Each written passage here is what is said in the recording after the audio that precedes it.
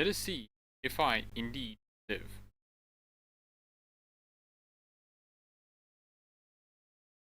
Whoa, is this me?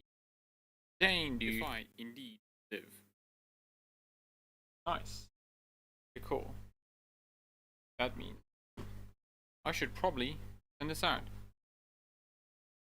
And hello anyone who's here for the VOD. If you wanna watch, obviously. There'll be a time. We'll go to the topic of the video. Go to the timestamp that's in the comments down below. So yeah. Okay. My being diligence. Hello, Jeremiah Kawashi. Hey, how are you?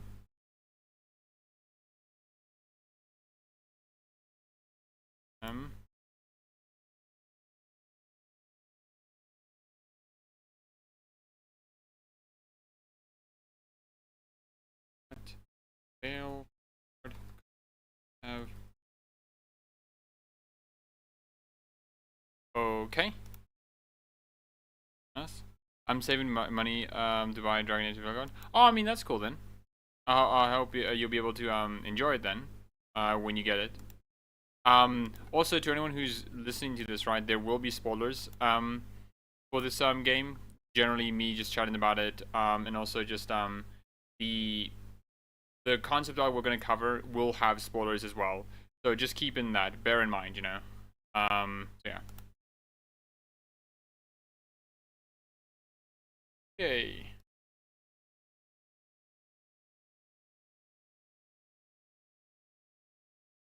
There you go. Okay. I'm glad you like it so much, Jeremiah.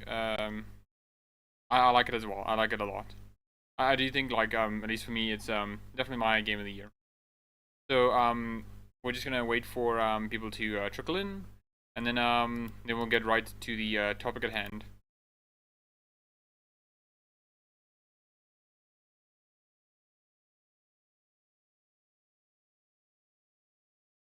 Yeah. And I guess as we wait, I've been enjoying Veilguard quite a bit actually. There are some things that I definitely do wish were a bit different, but like there are so many other things that I just like absolutely enjoy the bits and pieces, you know. The game Dragon Age Veilguard has a, I mean, no, yeah, I think it has a really cool combat system. Like one of the odd things I was very surprised by is how engaged I am with the combat system. That's probably how the way I did it, because the way I did it was I set the difficult. I messed with the Dragon of Veilguard. It does a lot of things right. Yeah, no, it does. Where I set the difficulty to basically where the enemies have a huge amount of damage, but the enemies have also like low health, right?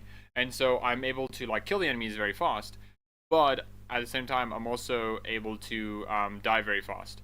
So it has to it incentivizes me to like go around to dodge a lot, so I don't like die, which I think is really cool. I think is really cool. So yeah, again, the spoilers I will be talking about is simply me just going like, oh yeah, I'm past the big choice in Act 1, and I've gotten all my companions, right? I've gotten Tosh, and I've gotten Tosh and Emmerich. I haven't done like anything after that. Well, I've done all of Emmerich's stuff in the Grand Necropolis, but I haven't done like anything in Ravane yet. So yeah, pretty cool though. And like one thing I do want to note, and I'll reiterate this again when other people come back. Hello, Zerton. I hope you're doing well. The game could have been a lot of things, but it was rebooted twice. That we got it at all is a miracle, and that's a wonderful game, and even bigger miracle. Yeah, yeah, Zerton. It's even like it's even a bigger miracle because of like how you know. Also, there was supposed to be Selenian. Yeah, go figure. I was high. Hey, but like there's also a bigger miracle because the fact that Bioware turned Veilguard in EA, right, into a single player game and got rid of all this live service stuff was such a huge boon to it, you know, and such a demonstration that yeah, the developers really do want to, you know, to make just single player games. And that's like, to me at least, it indicates a sense of, hey, we want to push this forward, right? And I'll talk about this like more. But while I have some of you, I want to talk about a bit about Tosh before we get right into it. Um, so I've met Tosh, right? And one of the first things I noticed was the way they speak, right? Now, I don't necessarily think the way Tosh speaks is odd. I think it like actually makes a lot of sense for her character, right? Oh, their character. My apologies. Virus game. Yeah. Where Tosh speaks very similar to how Sten did, right? Now, what I mean by that is, Sten would often have dialogue. Also, like your theory about the beginning of the game being a remnant of the early version. Oh no, thank you, Zoltan. I also think it's like, I think it's, or I think it has some weight into it, right? Because I feel like, especially the combat, right? The combat is very reminiscent of Anthem, because literally you have three abilities: a primer, detonator, done in the same way that Anthem's does it, and then you have a sort of what is it? A lot of the dodging as well. A lot of the dodging does feel reminiscent. I remember very vividly when I played Anthem and I played the Interceptor, the green little dude, me, and Anthem Interceptor. There you go. When I play this little dude, like they're like very dodge dependent, right? In a lot of their moveset, and this is like, for me at least, very reminiscent of how like dodging works in Veilguard. It feels very similar, you know. I also think that because of the way it's structured, again, like you have 3 points, you go and like sprawl out those 3 points. You know, it does feel very like reminiscent of like you would probably see like dudes coming from the caretaker's boat, going back to the lighthouse and just walking in, right? That the lighthouse would be like a pseudo fortress of Tarsus, where you would you see no one else, but you would see your own you would see no one else except for you and like anyone you invite, right? Because like that was something that Anthem also did. So yeah. Hello, Scarlet Angel. Hope you're doing well. I feel like there's a lot that could have been better, but overall it was a fine game for me. It was not the worst, but I still prefer Origins and Inquisition over it. I mean, I can get that. I think I it's very hard for me to say like which is my favorite game. Because I think I lean more towards two more often than not. But I really do genuinely like all of them. I think Origins is the most coherent than the other ones, and more itself. Because Inquisition definitely has to sacrifice a lot of its like structure for the open world bit, and I think that's a lot of hampering. Dragon Age 2 feels like it's short-handed because it could have been, if it gave in like at least an additional year, it would have been like different, you know. So yeah,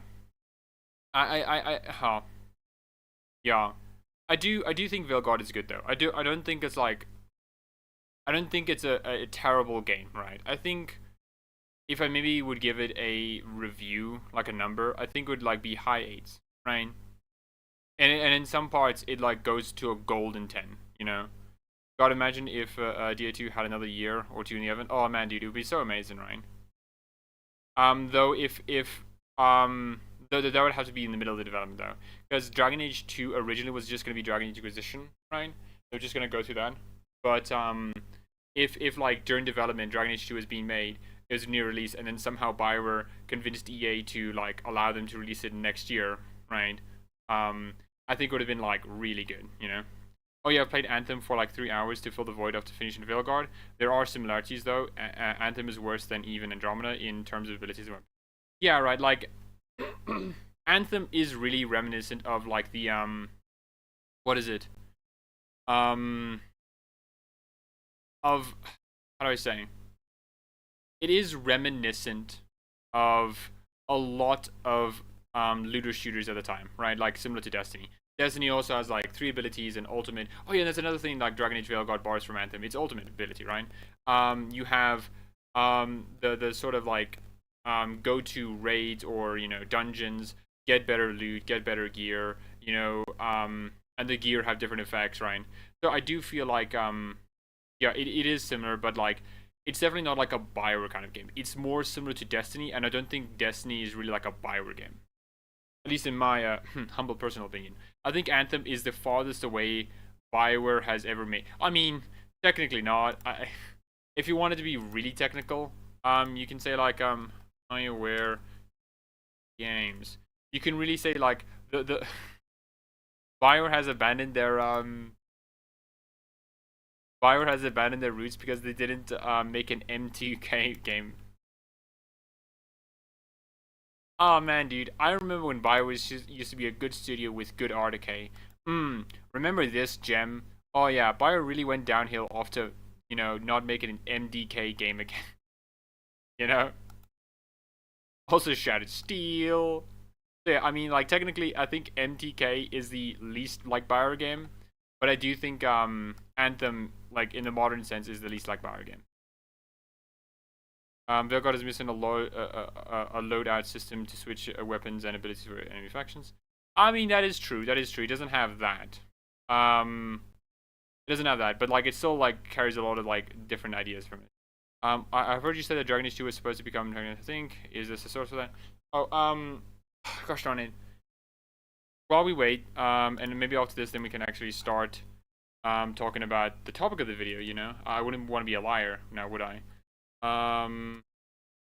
So during Mark Dera's like different retrospectives of Dragon Age, he mentioned in his Dragon Age 2 video that maybe it was Dragon Age 2 or Dragon Age Origins. I can't remember which one. I think it was Dragon Age 2. I'll check his Origins one just in case. Because in one of them he mentions the fact that hey, he came on Origins fairly late, to the point where they were sourcing out like what the next game would be, about So let me go to the transcript here and just quickly check. Where's the transcript? Okay, come on. Check what chat's saying. Is MDK2 woke? It does have a woman in it, so I think it's woke. Grisea Bioware has released one of the most polished anyway. I mean, yeah, it is. Like, Veilguard is like genuinely like such a polished game. Like, it's unreal how stable it is, right? I've had some few crashes here and there, but that's mostly because of my Xbox, not anything else. But man, it's such a stable game. For my rankings for Dragon Age games are Origins 10.5, Dragon Age 2 7, Dragon Age 8. After doing 4 playthroughs of Veilguard, oh my gosh, Scarlet Angel, do you have a life or something? I imagine you don't have a life because you're able to do 4 fucking playthroughs. Oh my word. A base, I guess, I mean, I guess for Origins is the most like coherent and the most itself, right? And I can agree on that point, But I do think like Dragon Age 2 is like holds a special. You took a week off of work. I mean, that makes sense. Okay, that makes sense. I had 4 bugs in hundreds of hours, and they fixed themselves without even reloading. Yeah, right. Like, the bug that I had was like, when you equip a different like cosmetic or like a transmog or just like a different item, it like doesn't show on your character, and you have to like unequip it to re-equip it, and that's fixed it, right?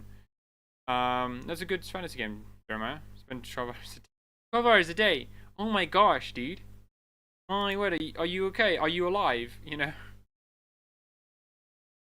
Inquisition. Okay. Yeah, wait, okay. Okay, here it is. So, Zeralton, this is where my source is from, like, Mark Dera, himself. Dragon Age 2. Plans that look an awful lot like... Also, let me see if I can just put... what became Dragon Age Inquisition. Plans for... That's why this project... I don't know for sure, but that is just my feeling. So that's why this project existed at all. We actually had different plans. Like this topic was like, oh yeah, why they do it? Because EA basically demanded them to do it because they needed a game to fill the quarter. Because SOTOR, like, okay, Bioware was bought by EA because EA wanted KOTOR. They wanted Knights of the Old Republic. So because they Zoltan, like, Scarlet Angel is so real for that, I wish I could do that as well. I'll play the full clip. I just wanted to like EA wanted like Knights of the Old Republic from Bioware because they wanted to make that game. So cool, they made the game, but here's an issue. Sotor basically had to push its release date a couple of times, and eventually EA got very pissy at Bioware and said like, "Hey, you got to fill this quarter, okay? I don't know what you're gonna do, but you're gonna have to fill this quarter, right?" And so Bioware basically said like, "Okay, okay, we'll do that then, right?" Because there was no real like option to do it. Because again, it was like their publisher, and at the time, I think EA did some layoffs. I can't remember exactly, but they basically made Dragon Age 2 to fill a gap because of Swatter, right? So if Swatter didn't like push its release date, right, and like launched on its like date, then Bioware wouldn't have made Dragon Age 2. It would have made just basically Inquisition, but like with Dragon Age Origins' engine, which is interesting to think about. Plans for Dragon Age 2. Plans that look an awful lot like what became Dragon Age Inquisition. As Revolver was shut down, myself, Mike Laidlaw, Matt Goldman came off of that project onto Dragon Age, but we kind of weren't on Dragon Age Origins at first. We were working on a sequel, the initial concepts of it. But this was a big game, so you're not going to do that game in, 12 months, because you just don't have the time. It's just too ambitious. And this brings us to something that I push back on, but let me see if I can unpack this. So yeah, like Dragon Age 2 was originally going to be Inquisition. If Bioware was given the time and SOTOR didn't basically force Bioware to make it, like we would have had like just Inquisition, but like in the Origins' engine, which I think would have been like an interesting timeline to live in, right? I think it would have been sad because we wouldn't have Dragon Age 2, and I love Dragon Age 2. But I do feel like there was something really missing there, you know? Like, no, not missing. I do feel like there was something that could have been really interesting, you know? Like, what would have Inquisition looked like with Origins' engine, right? Yeah, it does sound very surreal, Zerlton. You know, I often like wonder what would happen if that happened, you know? If we I think the dialogue was the biggest flaw for me. It wasn't bad, just felt a little flat compared to past games at moments. I can somewhat agree with C, if that's how you say it. Also, hi, how are you? I think I think Veilguard's dialogue is good. Like, okay, when Veilguard needs its dialogue to be good, it is phenomenal, absolutely phenomenal. Like, genuinely, such a well-written, well-composed. Like, everything just comes together and makes that moment so good, right? Imagine if we never got Varric. Yeah, man. Like, yeah, Dragon Age 2 non-existing means also Varric doesn't exist, right? It also probably means that like we wouldn't have Dragon Age have a voice protagonist. It's wild. Yeah, it's witty. Like when Veilguard says, okay, it's time for the dialogue. We need the dialogue to be good. Solus, all the chats with Solus. It is good. All the dialogue's great. All the dialogue options are great. Everything about it is really good. And the moments where they're like big companion quests, right?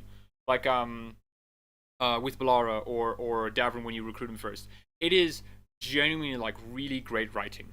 But on the moment to moment, I do think this is another remnant of sort of like Anthem's influence, which was the sort of shift in a way, because like I don't think the writers were told, okay, write your ass off. You know, they were saying like you just have to write something just to fill the space, right? Just to give context to why you're doing something, right? Also, Solis's voice work is stellar. I mean, obviously, right? You know, like that's without question. You know, Solis could literally just like what's the copy pasta? Gamer.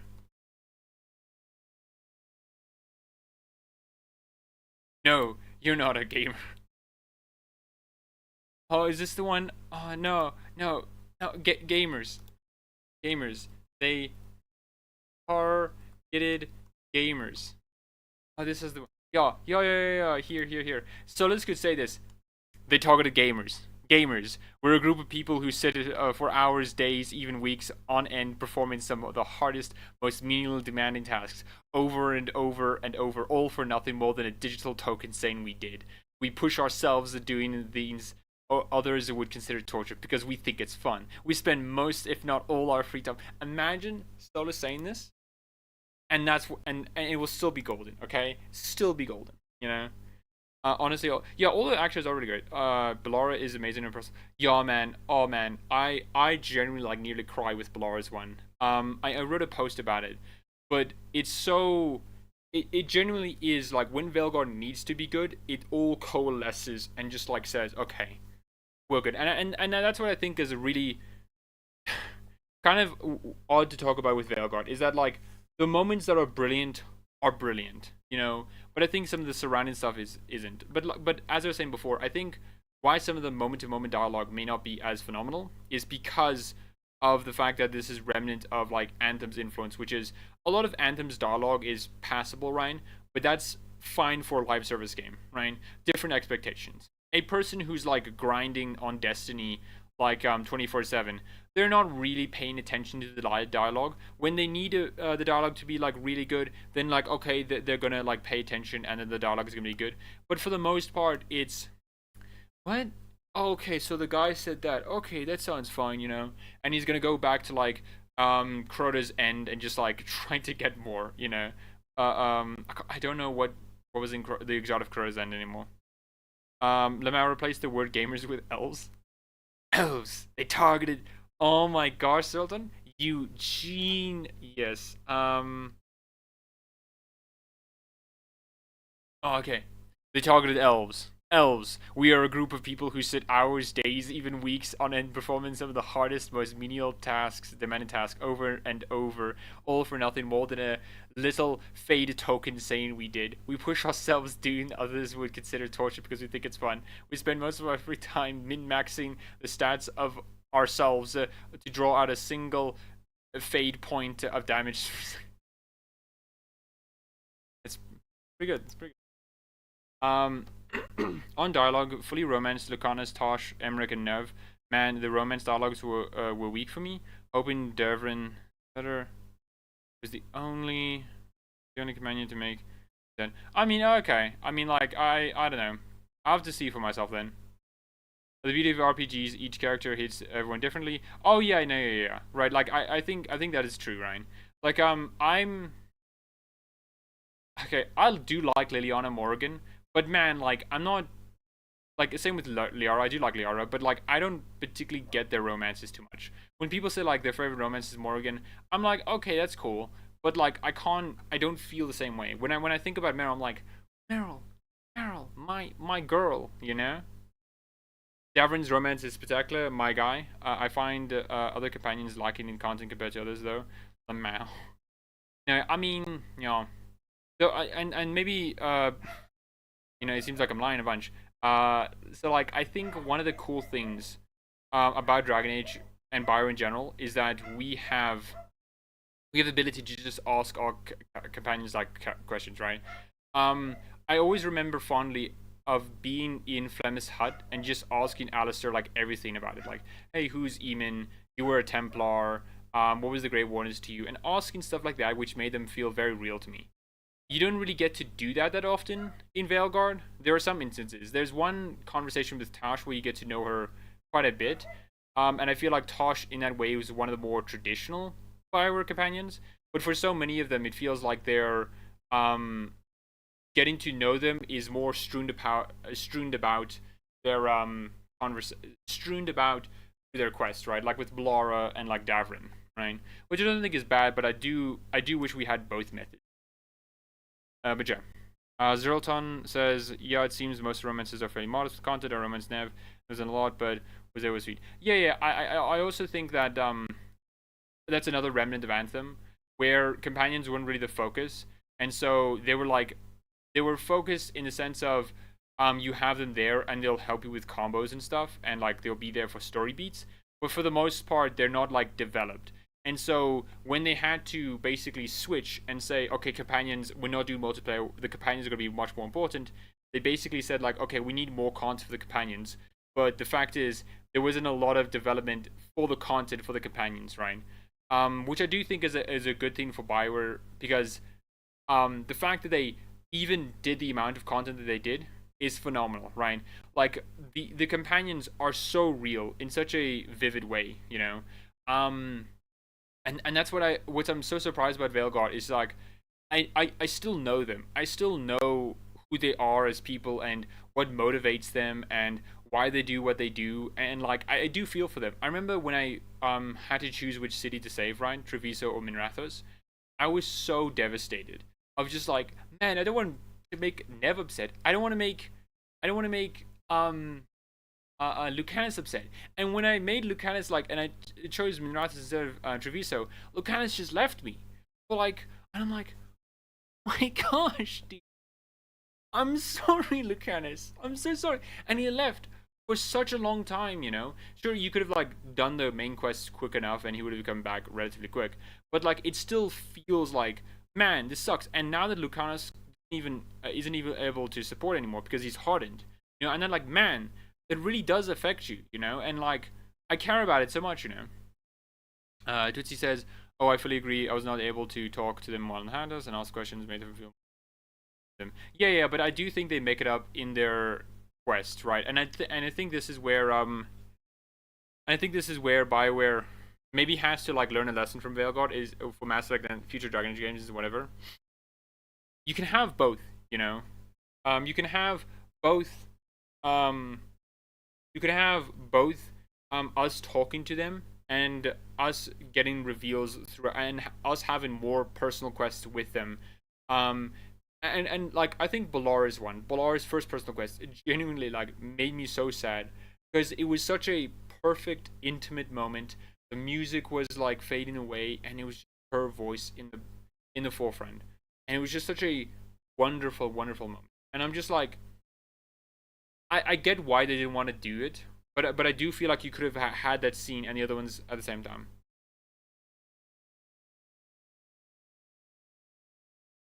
Considering if remember correctly, yeah, right, yeah. And that's another odd thing, and I don't think it's bad that your companions get like some like approval when you fight with them. I think that makes sense, but I do feel like that I do feel like Bioware did get it right with like prior systems, right, where you just actions you commit have companions approve and disapprove, right? Um, oh, and he says, I don't have the heart. Yeah, man. Oh. Um, oh, another thing is like, Lucanus won't romance you, or never Lucanus if you like destroy their city, won't romance you. And I'm like, that's brilliant. That's absolutely phenomenal, right? Um, but yeah. Anyways, I think that's all I wanted to say. So, unless someone else just comments while I'll take a drink of water quickly.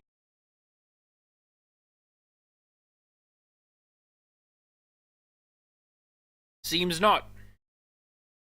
Well, what? Hey, are we on spoilers? Can we talk about the big reveals?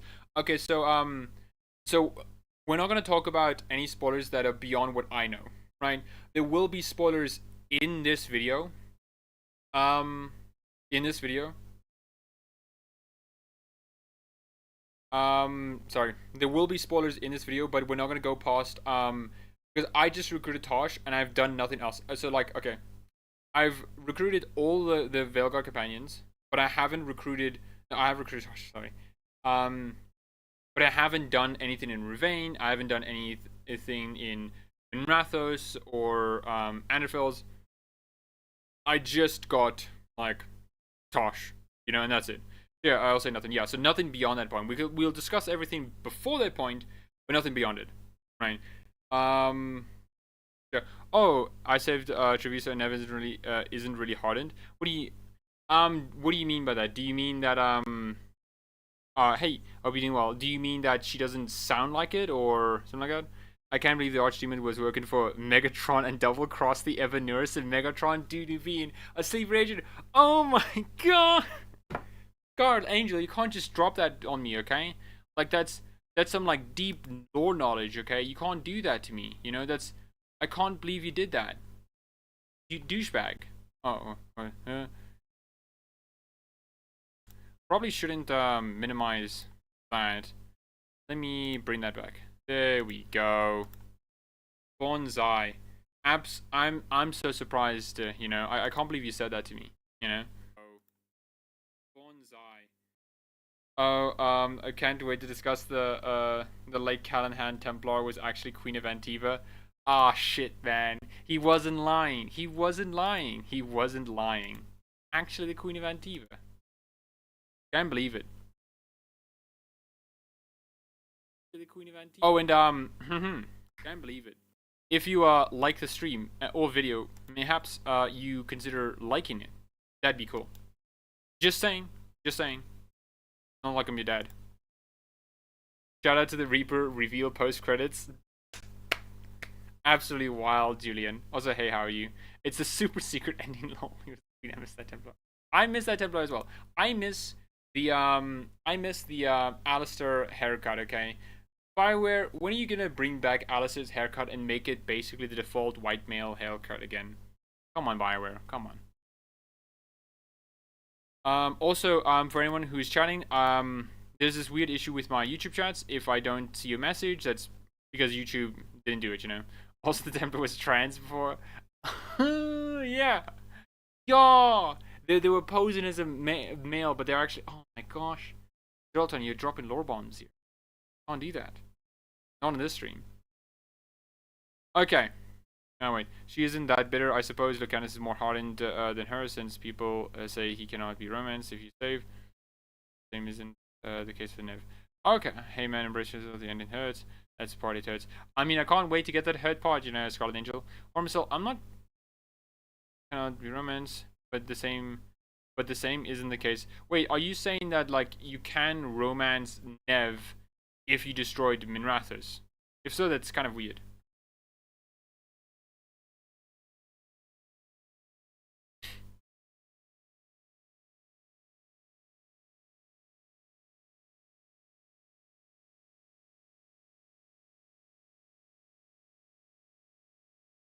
All playthroughs tear my heart out near. Oh. Man. Yeah? Okay, that's odd. That is odd. I will criticize Bioware for that, because I feel like that doesn't particularly make much sense, because like, why wouldn't it, right? I think that's like fair enough for like Lucanus and Nev to kind of like, nah man, I can't romance you because like, you know, I know there wasn't any right choice, but like I just don't feel comfortable with it. According to some people, and romancer. According to some people. Okay, Hormisil, I know that, but like I'm gonna have to test that out when I play the game myself. Because man, don't want to spoil anything, but the writing is good in Act 3. But the good writing in Act 3 lowered my score for the game amount. I don't know how that works, Bungo Veska. I don't know how that works. Also can't believe how Elgernon's ultimate weakness was Furled and Cheat. That was... yeah. Yes, you can save Treviso and romance Lucanus. Yeah, but that's Treviso. That's not her city. Jillian, like... I mean, like, you sacrifice Minrathous, and then you can... like, you can't romance Lucanus. Like, no, like... you sacrifice Minrathous and you can't romance Nev because Nev doesn't want to like romance someone who's like sacrificing Minrathous even if she understands it. That's what I mean.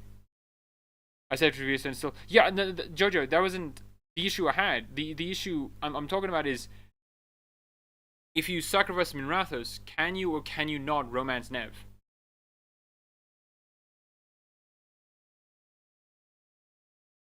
Also, 10-year-old cheese specifically, yeah, that's true, Scarlet Angel, yeah. Yeah, I haven't played it yet, but I don't romance either of them. First playthrough. I mean, yeah, I'm gonna have to check that out myself then. Because I feel like that would be a really weird thing for Bioware to just like say, yeah, so the Canis you can romance if you sacrifice you can. Yeah, I understand that, Jojo, but like, if you sacrifice Minrathous, can you or can you not romance Nev? Has no one like sacrificed Minrathous, you know? Like, okay, that's weird, Jojo. Okay, that's weird. That is weird. I will criticize that. Why can't Scarlet Angel, you make a compelling point. I can fix Gillenane, okay? Come on, Bioware. You can romance if you sacrifice, but you can't. That's odd, Twitsy. I wonder why. There's probably a reason for it. But I wonder why. Yeah, okay, I wonder why. I hope they explain that, I guess, when I do that. I really want to get to the end, but there's so much content, I just see as much as possible. I mean, yeah, there is really a lot. Though I do think most of it is fine. You know, the only thing that's a bit tedious is like getting the chests and stuff, and backtracking to open up new paths with your new companion abilities. But yeah, I think I should probably get to the stream title though. To the stuff we're gonna talk about in stream.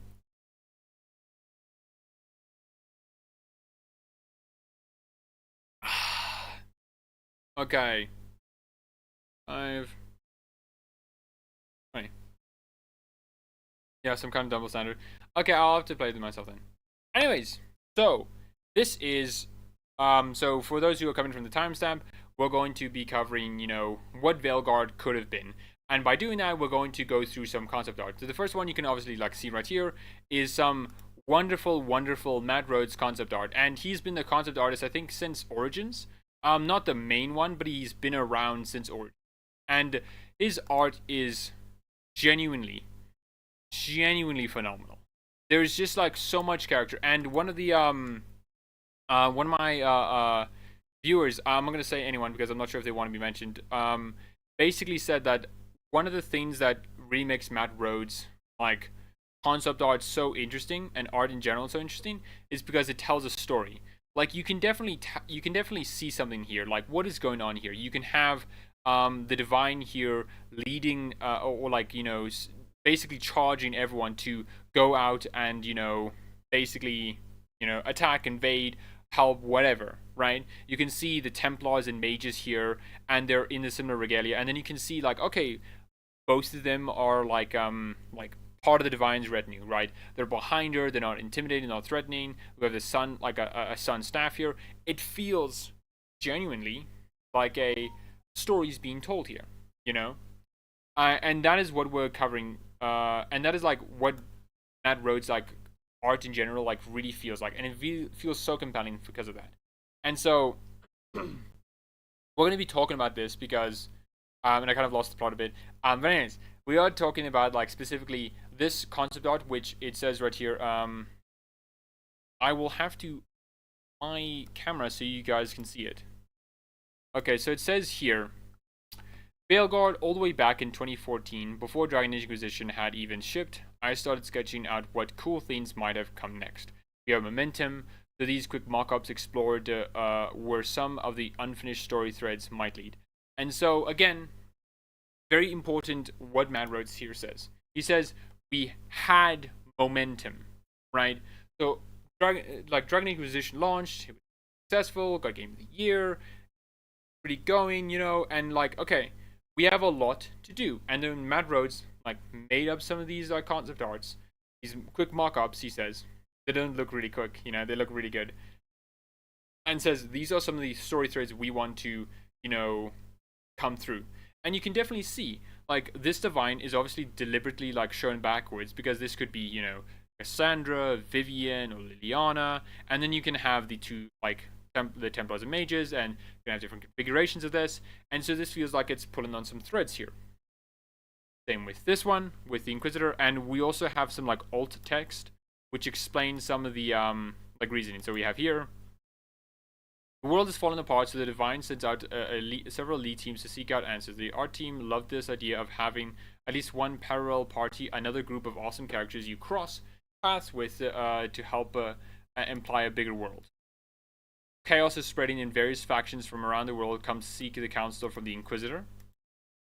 During Thaddeus' wide chaos, 3 enemy factions are ready to take advantage of the moment. Tevinter, the Chastened, the Canary, and these are stirring in the deeps and disturbing enough for the dwarves to do the unthinkable and flee to the surface. There is so much here. There's so much here of what could have been. And I feel like it really does imply like, hey, Veilguard could have been about this.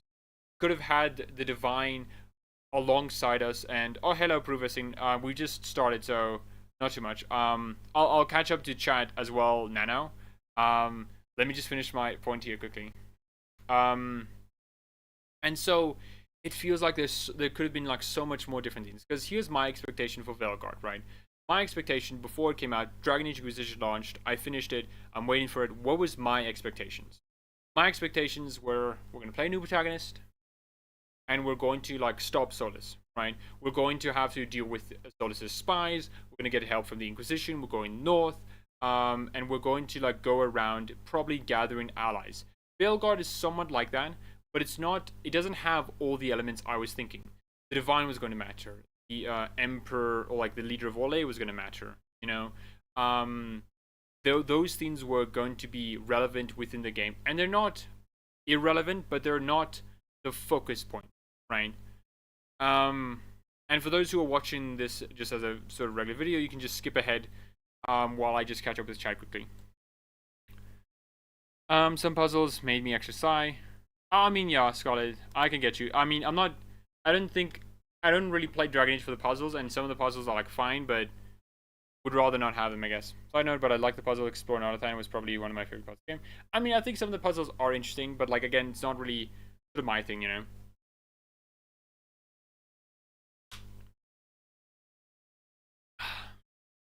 Lucanus is more patriotic than Nev. That's not a bad point. Nev is more like concerned for the people that she interacts with, rather than like rather than like Tevinter as an empire, right? Lucanus is a lot more patriotic. What do you mean you can't made franchise? My rook is happily married to Gillenon. Hey, hey, there are different people, different boundaries. Yeah. Dang, yeah, I missed the Denerim choice. Cleaning up Kirkles. Okay. Neat. Man, I love that artist. Yeah. Matters is really good. Judging by these concept arts, the fourth game could have been even more epic. Yeah. I know why after all these years I really don't like Sebastian. I thought he would grow on me eventually. I like Sebastian. I think Sebastian is cool. Hello, random wanderer. I hope you're doing well. Nev is already hardened. She's hard to get close, so she ignores Rook's advances and away because she is sure Rook will die or leave. Getting past that made her romance ruin. Oh, okay, that's interesting.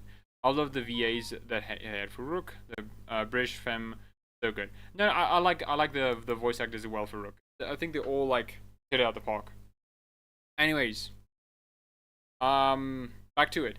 So like, we can definitely see some of the earlier ideas, and I think one of the important, and then we can look at this next part, which is here, all the way back in 2014. Wait, I just close this.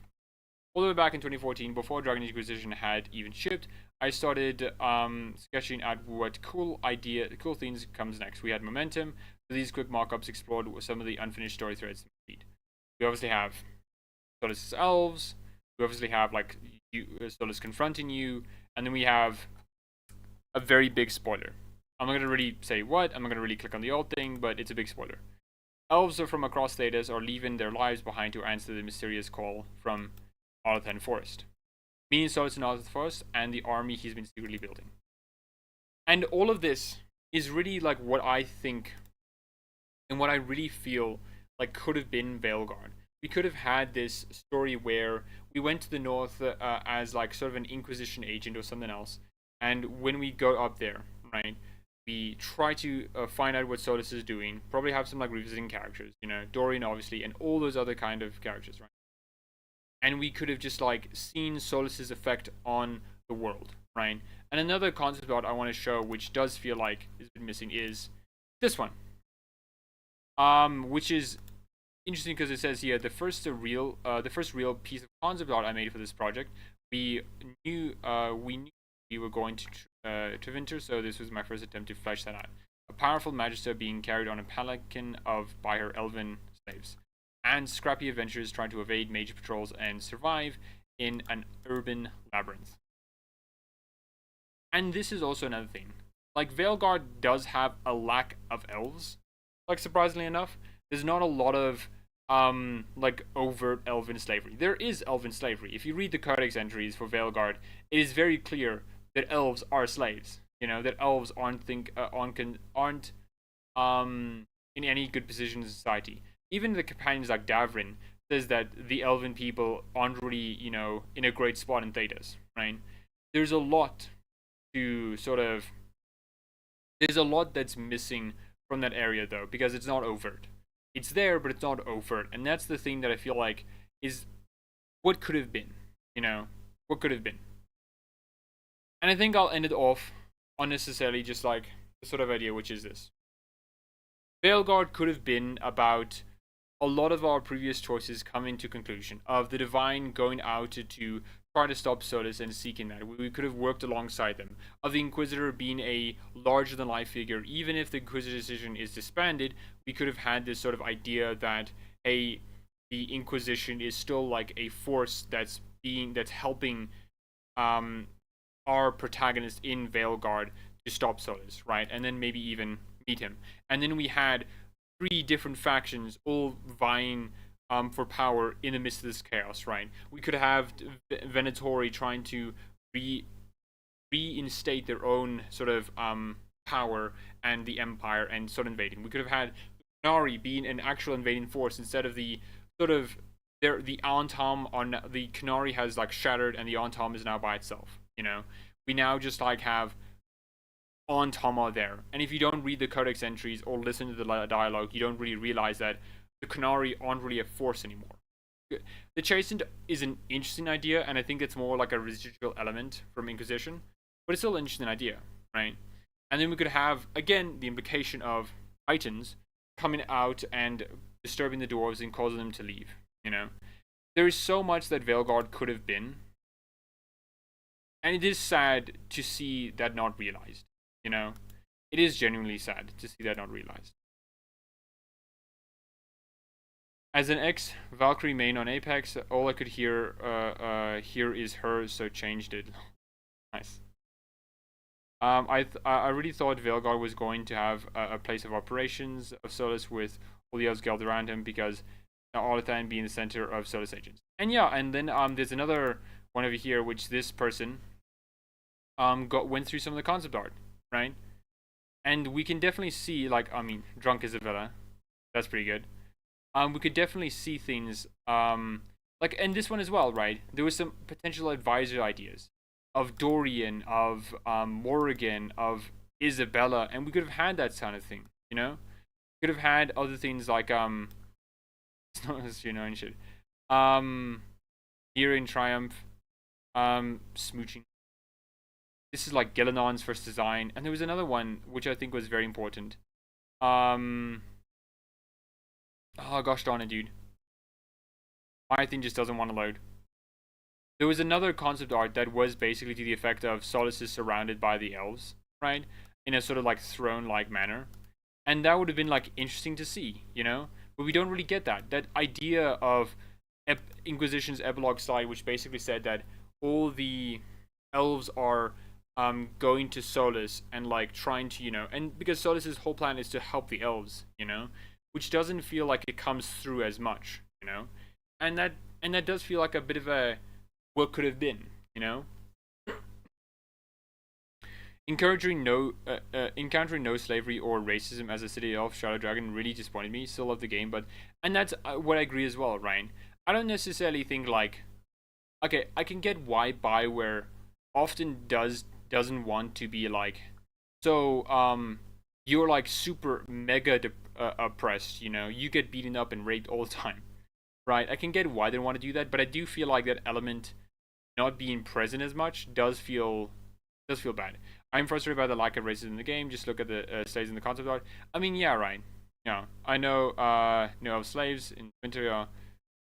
Well, I mean, there are slaves in Winter. There are elf slaves in Winter. They're just not a focal point, you know. We know for a fact that they do exist. The codex entries confirm it basically, but we don't but we don't have like overt example. We don't see them. We don't see anyone being called a slave, you know, or stuff like that. Yeah, I think a missed opportunity to incorporate past choices. I never thought I'd say I'd miss the Chantry. I think, oh yeah, that's another thing as well. Like, the Chantry is a bit lacking. There are a lot of characters within Veilguard that do reference the Maker, Andraste and stuff like that, but it's not as much as I think it should have been, you know? And it does, again, feel like Veilguard could have been about that as well, where we could have had these, again, literally on screen, could have had the Divine Victoria clashing against, you know, Tevinter's like Black Divine. We could have had that idea, you know?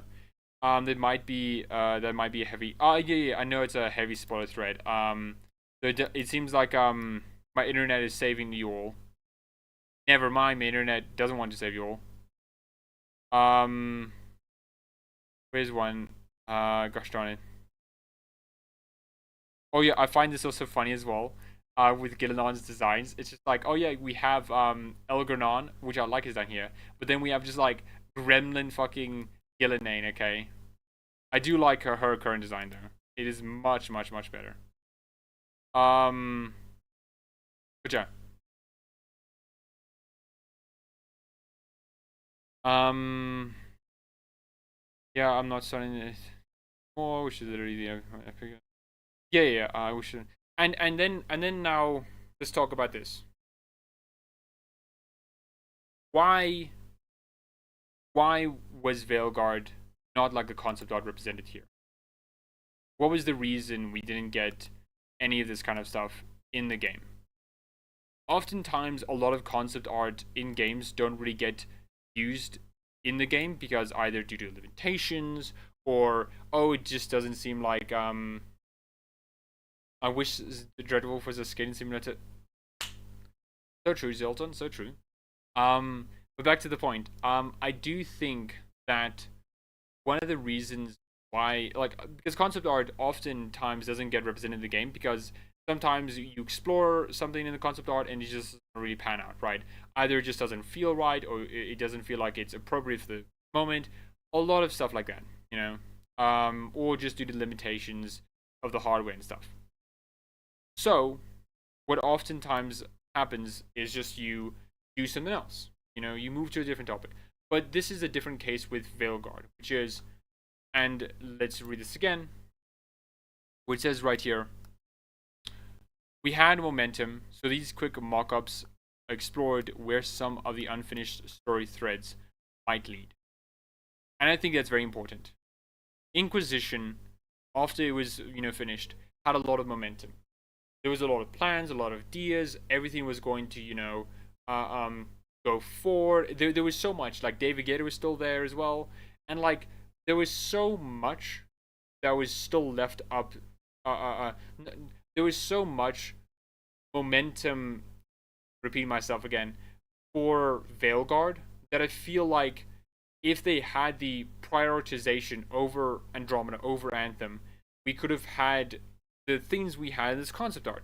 We could have had, Divine Victoria. We could have had the Inquisitor being sort of like a huge figure within the story. We could have had this sort of three faction conflict. We could have had the promise of a Qunari invasion and see how that would have been. We could have had all of that, but we didn't. We didn't, and I think that is because a lot of momentum was lost. A lot of momentum was lost from the engine side of things, which is Frostbite was not a great engine, but Bioware somehow made it work well enough for Inquisition. Inquisition was by far a very stable game. Was it like the most stable game in existence? No. On PlayStation 3 and Xbox 360, there were some issues with it, but there is a lot of things about Inquisition that was very stable, and it worked well enough for what it was trying to do. And while it does feel like the open world hinders its story by making it a bit more muddied and less focused, it still works well enough. But the real momentum loss here, and why I say this, is because after Andromeda used nothing, and I mean literally nothing, from Inquisition. Mark Dara says in one of the interviews, I can't remember which one, that Inquisition, Andromeda, and Anthem all developed three separate inventory systems. Instead of just reusing what Inquisition developed, the tools for that, they didn't do that. And so what this meant is that as the games were being progressed, right, Inquisition, the engine that basically it was made on, right, at the time with all the tools, was gone. So you didn't have that baseline that could have been used to springboard off things. Because one of the things that takes the longest to develop is your combat system, is your systems in general for RPGs. All of that takes a long time to make. That's why Dragon Age 2 and I'll speak about Baldur's Gate 2 now. Well, that's why Dragon Age 2 was able to be at least in a fairly stable state that it was in, because it was reusing basically everything from Origins. Sure, it did look a bit different and whatnot, but for the most part, it was basically just Origins in a lot of ways, you know. And same with Baldur's Gate 2. Baldur's Gate 2 is mostly just Baldur's Gate 1 with some touch-ups, you know. There's still a lot of changes, but those changes are still foundationally just part of Baldur's Gate 1. Without that baseline that Inquisition had for it, it feels like that they won't be able to, you know, just have Inquisition 2. Because this is another thing. Veilguard doesn't have Inquisition's combat. I know, a shocker, right? But it doesn't. What Veilguard has is Anthem's combat system. And if Inquisition had an immediate sequel, an immediate fucking sequel, we would have had Veilguard and and finally had a consistent combat style, because they would have reused that shit, you know. They would have reused Inquisition's combat. Sure, they would have changed some things, but they would have reused that, and that would have been so much weight off, so much weight off. It could have focused so much more onto what a Veilguard should have been, you know, focusing on the Chantry, focusing on how the Qunari are a huge threat, focusing on the elves and how they're going to, you know, and what elf can you trust, because maybe there's an elf that's part of Solus's like spy network, or maybe they aren't. Like, who do you know is trustworthy or not? This is the sort of thing that could have happened if the momentum was kept forward. If we just like didn't let Andromeda develop or Anthem develop, we could have had a timeline where Dragon Age Veilguard could have just basically been Inquisition, but a continuation of it. And I think that is why Veilguard is in the way it is. Like, that's why Veilguard couldn't have been what we see in the concept arts here, because of the engine change and because of the loss of the momentum. I think that's fundamentally why. And I don't know necessarily what else to say other than that. Now, does this mean that mean that Veilguard is actually a terrible game? No, it's not. It is still a great game, but Veilguard, I think, is a lot of aptly described of missed opportunities, you know? Fuck EA, yeah, fuck EA, you know? Holy shit, man. Like, man, if... yeah, man, there are a lot of blame for Bioware to take here as well, because Bioware did definitely shoot themselves in the foot by not reusing what Inquisition did. But a lot of it is just EA's problem. We could have also had a sort of timeline where Inquisition was developed on Unreal Engine, and that would have been a bit better, because then at least like Inquisition could have had a better starting point instead of using Frostbite, which was basically an FPS game. So yeah, well, at least EA came around, which is a miracle too. Yeah, and that's all I really have to say on the topic. You know, not like much else. We'll keep chatting.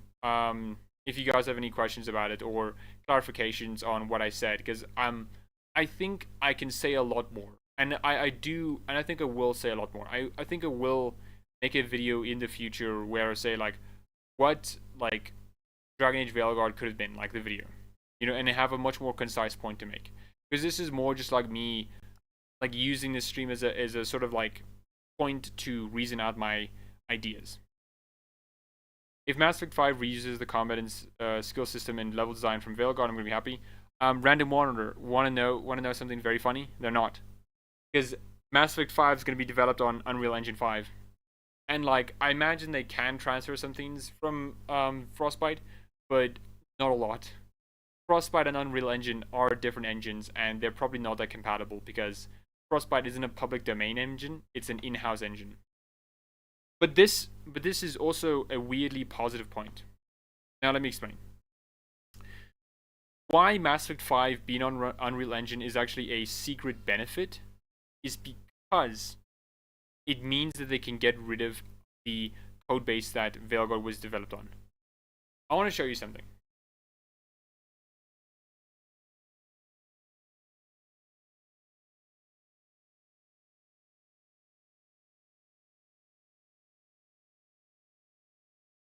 Now, if I can find some bases. That would be cool. Anthem.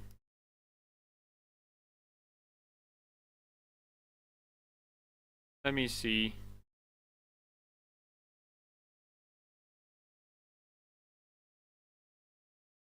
Now there is something I do wish to like basically show. Okay, so let's see. Dragon Age the Veilguard.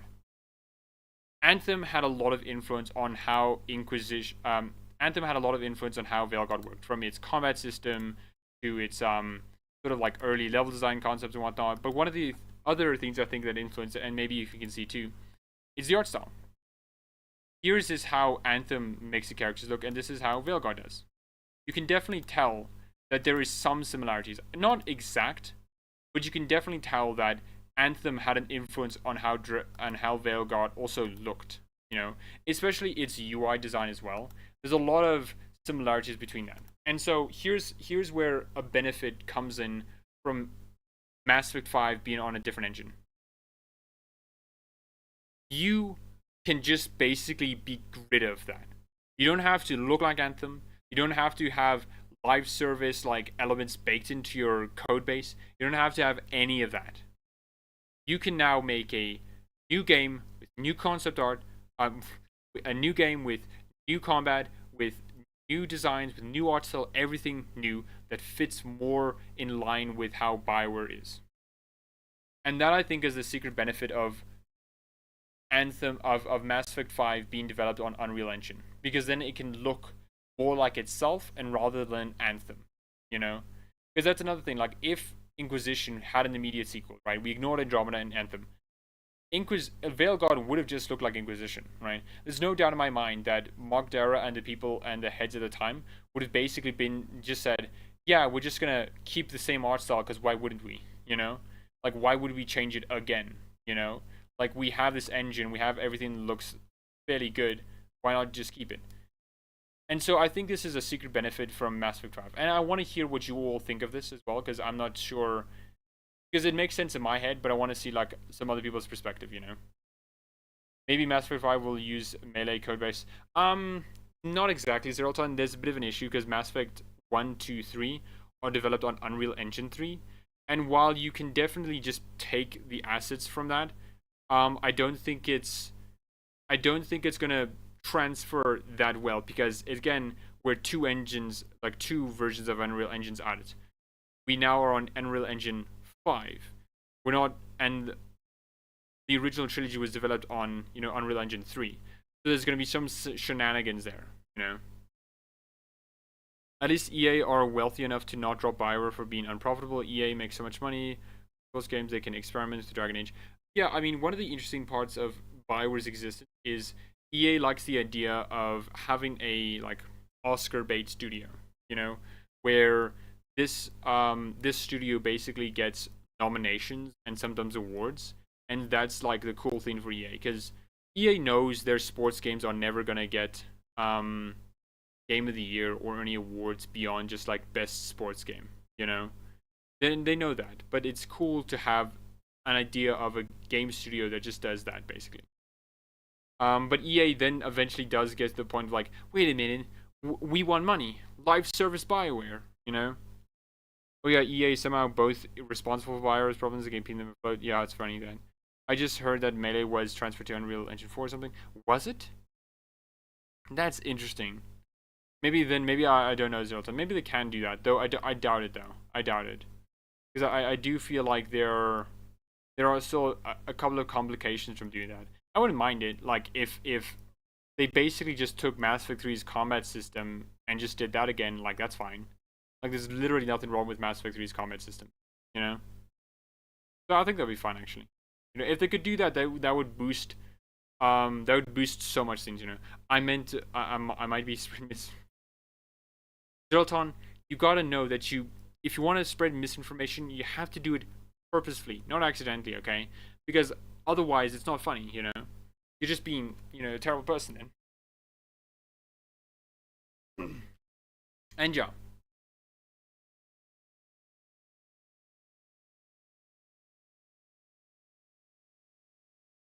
So, if I may, What do you all think of what I said? Agree, disagree, makes sense, doesn't make sense? I want to know.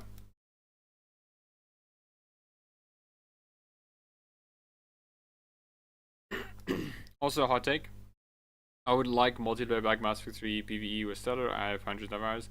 I do. I want. I'm not opposed to like Mass Effect 3's multiplayer existing again. I think it is genuinely like such a weirdly great game mode. You know. I remember Mark Dara said that, and since Inquisition also has multiplayer, right?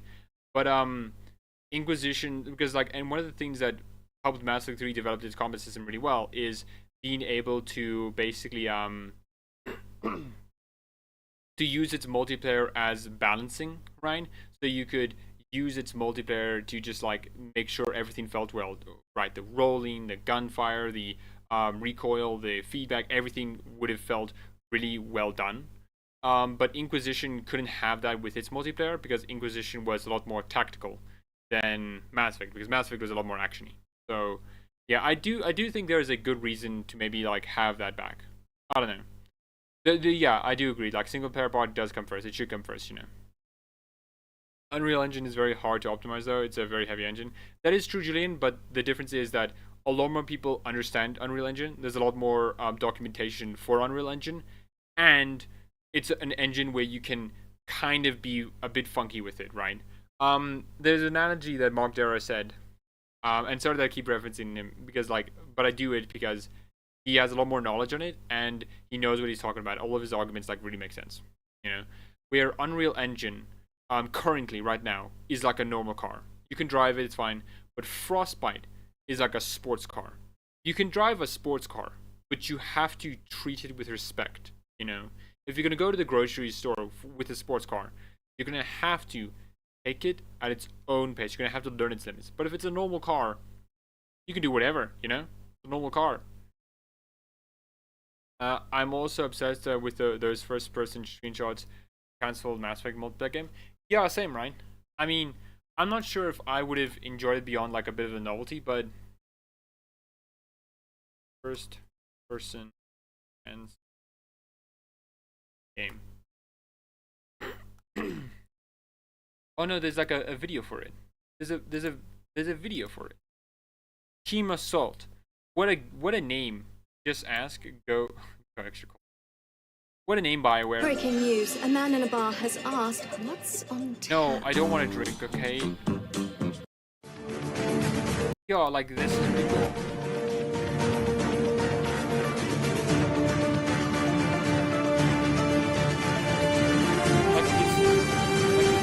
I don't know. I mean, I don't think I would enjoy it as much, but I think there is something here, you know? Like, not just that, like, it's a Mass Effect, like,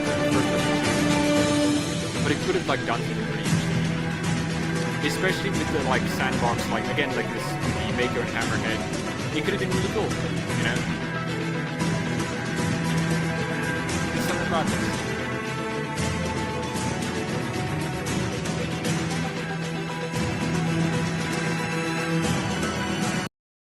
There's something about this that I like.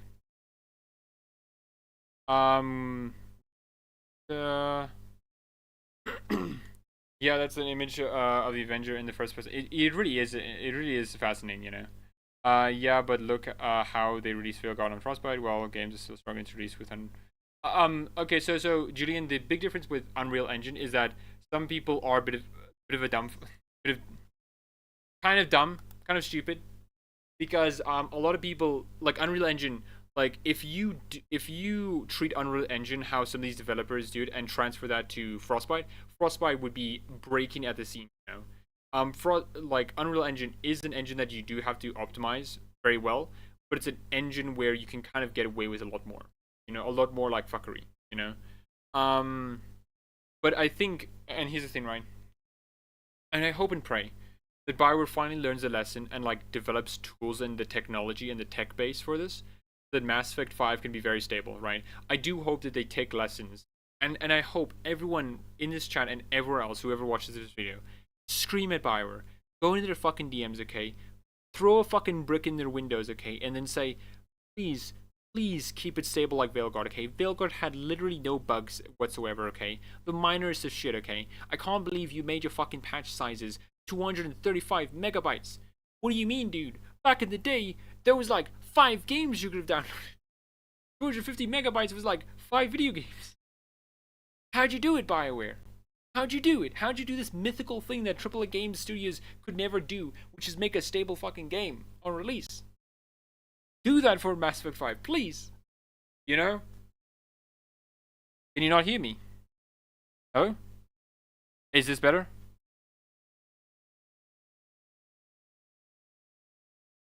Well, I can hear myself. Hello? Can you guys hear me now? Hello? Hi. I need feedback. Can you hear me? Was I maybe a bit too far away? Hello? Hello? We cannot hear you because the music in the video is loud. Oh, that makes sense. Yeah, it was the video. Okay, it was the video. Okay, yeah. I'll put the video a bit softer then. But I will not watch it now. But I'll remember that in the future. But yeah, right. Which I do think that like Bioware should learn the lesson of like, hey, perhaps you should keep a stable game, you know, perhaps. And I think that's what like a lot of people should do, you know, like just tell Bioware, please, you did a great job making Veilguard like the most stable game in existence, okay? So can you please continue to do that, you know? Never stopped the transmission, just that it was quiet. Oh, okay. Oh, okay, I got you. Cool thing about Unreal Engine is that there's a lot more people. Yeah, that's true. It reduces them. Yeah. Because a lot of the issues with Frostbite, right, and in-house engines in general, is that you need people to understand it, right? Now you can kind of get away with this if you have like a good like a lot of documentation, and really really talented and people who can help onboard new people. But like with Unreal Engine, like it's the most widely known and taught engine ever, you know. It's not that hard to get people to do that. Like if Bioware did develop Eclipse similar to how Larian developed their Divinity engine, then you know there's obviously a different timeline, right? But again, it's yeah. I can't believe I'm saying this. Frostbite is one. Like if people with very narrow and specific knowledge literally killed Hell Infinite. Yeah, right. Yeah, which I. Yeah, and maybe I'll make a video on like 343, which is gonna be similar to like 343's biggest problem, inconsistency, right? Because man, 343's biggest problem is inconsistency, isn't it? You know, because like so many of the issues with 343 is just them not sticking to the guns. I'm sorry, if 343 just like close their hands and close their ears and just said la la la la la, can't hear you, when people were saying like Halo 4 is bad, they could have really made a wonderful story in Halo 5. You know, with the dialect and all. The little doggo wants attention. The big baby.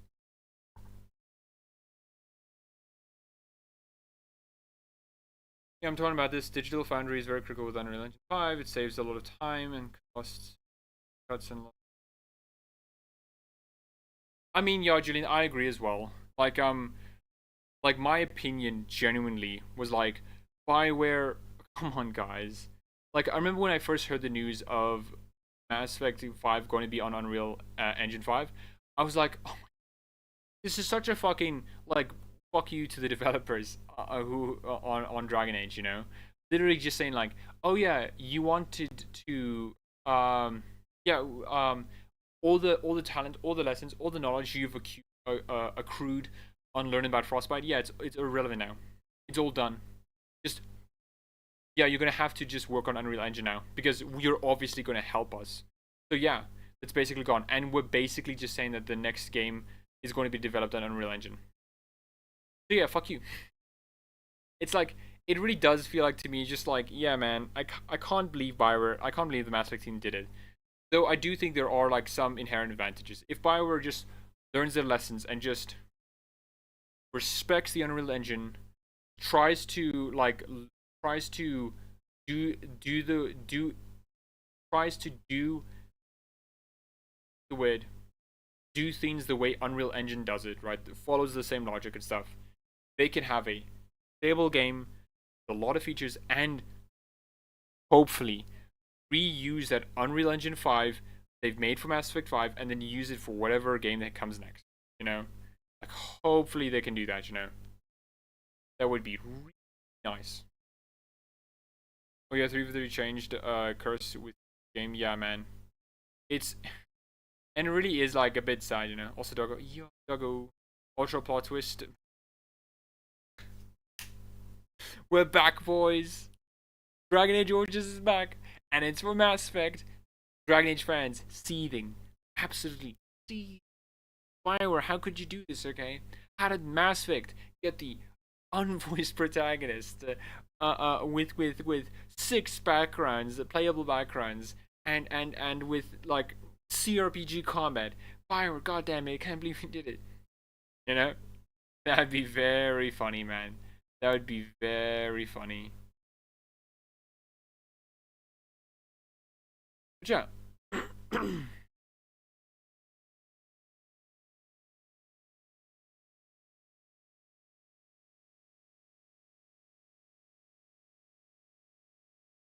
um, Concept art? Concept art.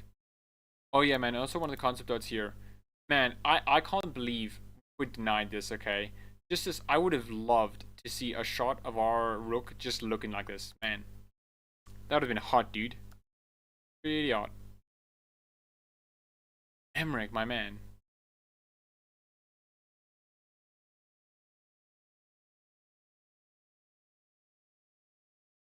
Cassandra? Oh. Oh, it's also interesting as well. Like, yeah, the sort of like Inquisition's art style, and then like Veilguard's one, where you can like see the difference. You know, that's interesting. Also, wait, Isabella?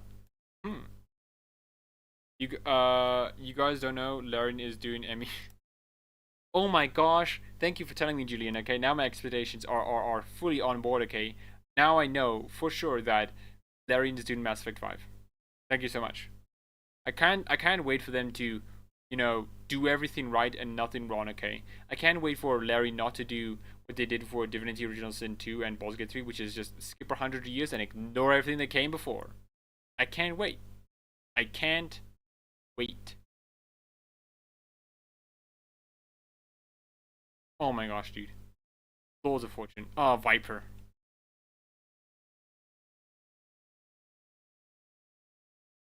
Yeah, cool. Hell, if Laren is making Emmy, then it won't be. So true. So true. Ignore the dozens of examples of when Larian wasn't woke. It'll be asleep.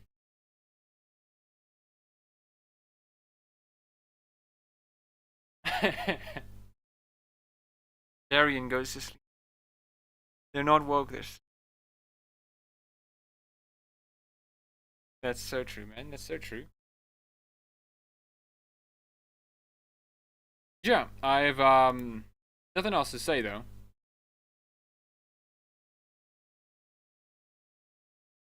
So if you guys want to keep chatting for a bit, or if you want me to do something else, then let me know, because I'll be chatting just for like a bit more. Then I'll like log off, maybe in an hour.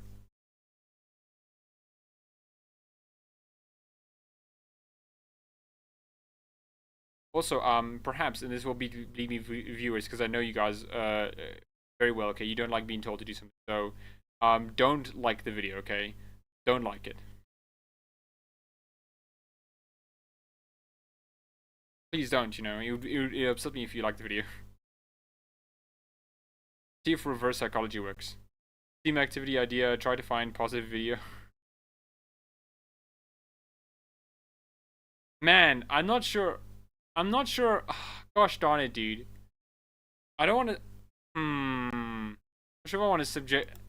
Okay, I guess so. I guess we can try to do that.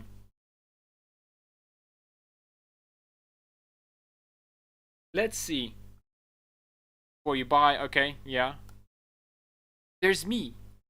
This guy seems cool.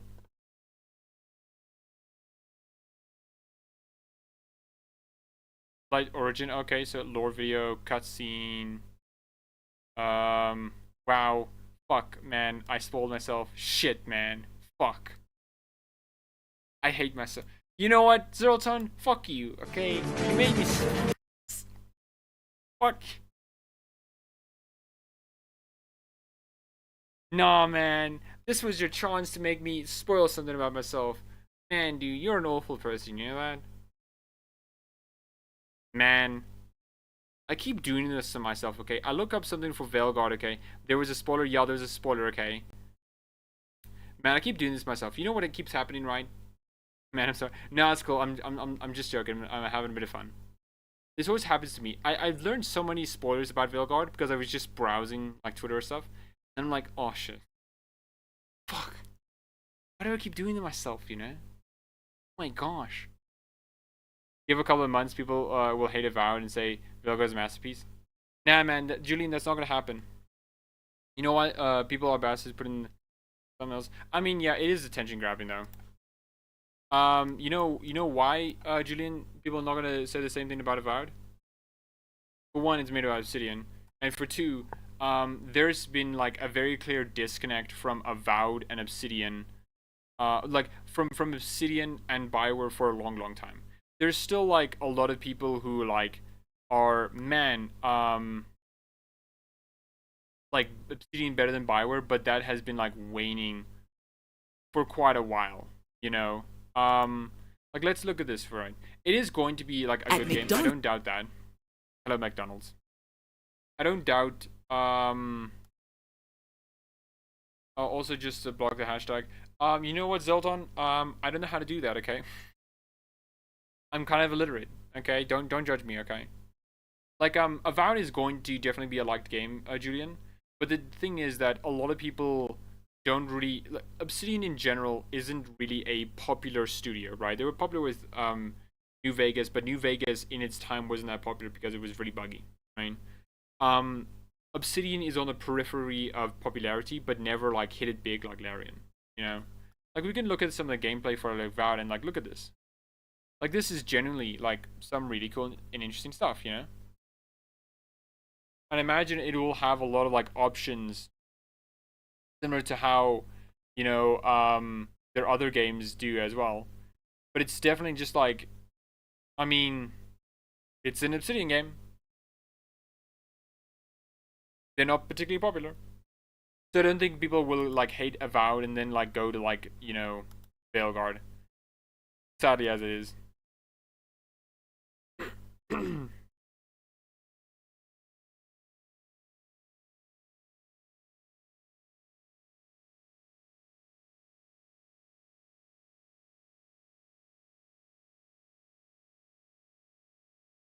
Man, dude, I'm excited for the end though. Man, I get why people get sad about it, you know. Man, I'm excited. Man, cool game. That's fair. I see a lot of people. Some I saw they had some anti-consumer news lately from Microsoft. Lot. I mean, yeah, probably Microsoft's faults. Yeah. Yeah, Obsidian. This is the weird thing with Obsidian, right? Because I think Obsidian is a very interesting case study in the sense that they're on the periphery of being a very popular studio. They do make like triple A games, but they don't get the popularity of one. You know, they're always on the periphery. You know, it feels like they have like double A popularity. You know, it feels like I don't know. Obsidian's I think biggest fault is that they're never formulaic. You know. They never like develop a specific game style and go from there, you know. Like they could have done what Larian did and basically made Pillars of Eternity but like 3 times and like ramp it up each and every single time, you know. like Larian did. But Obsidian is too focused on like doing new things every single time they make a game. Like Obsidian, right? Whether it's not, and it's not like Obsidian doesn't want to do that. It just feels like a lot of Obsidian is we want to make different games because we want to. Like literally, like you have two Bioware, like them making sequels to Bioware games, right? Different engine, Alpha Protocol, and then like they make Fallout New Vegas, right? Like different engine, Dragon Siege different, Secret Truth different, and then they have Pillars of Eternity, cool, Skyforge, which is odd,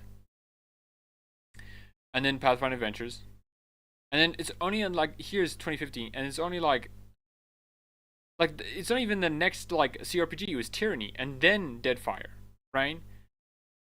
Compared to Larian, which they just made like, oh yeah, let's just make the same game over and over again. It's odd, because I feel like there is a timeline where if Obsidian sort of got rid of their tendencies to want to make a new game or a different kind of game every single time, they could have done more, What's funny pattern I noticed from Mr.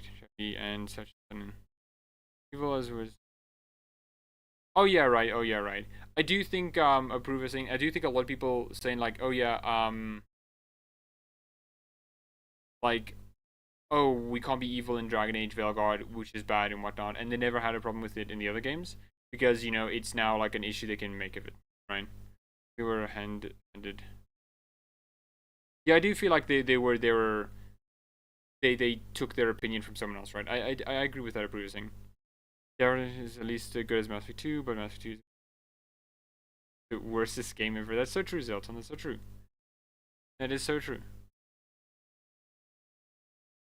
But yeah, I'm not necessarily sure what else to do. I feel like I'm rambling a bit much, so I think I will like wrap it up here. It's a bit of a short stream, but I don't mind it. Does anyone have any like last thoughts they want to say, or any questions or anything like that?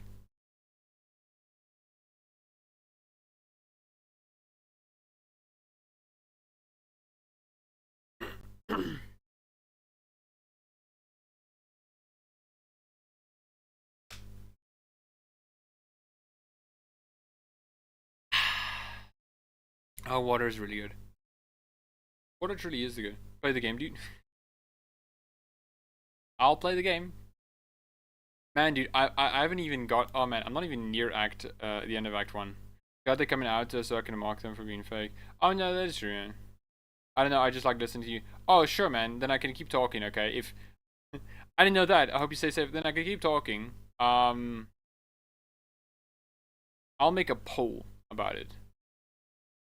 What the hell? Yeah. So like, I've not been able to just basically upend my life and just play Veilguard. I have other stuff to do. Keep streaming for a bit. Yes. No. On your second playthrough, Julian, how are you monster? Evil person, how are you able to do this? I don't get you. So I started the poll. So yes for keep streaming for a bit, no for not. And the yeses have it, okay? I guess we should close the polls now. I'm close to Act 3. Man, dude, I'm looking forward to doing it again though. Maybe not everything about Veilguard, because I can tell that I won't like be a huge fan of, because man, dude, Bioware, please just have me do a new game plus, okay? That would be so nice. I only finished one playthrough, but I did make a new record. Oh, that's interesting. Cool. But man, I would have like, I can't. Man, Julian, time management. I'm just busy. Okay, I have so much going on, I took a week off. Oh, yeah, but I couldn't do that, Jojo. My circumstances doesn't allow me to take a week off, So I should be able to finish it a lot, play a lot more of it sooner, soon. I'm gonna do now.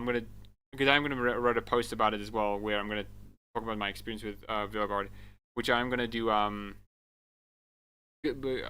like I'm going to go do Tosh's like personal quest and Olive Ravine because I did go to Necropolis and Treviso just to use Tosh's ability to light those like fires, those braziers, and be able to do that.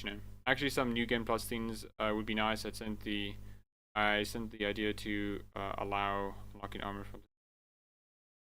I mean, yeah, right. I do think that would be nice.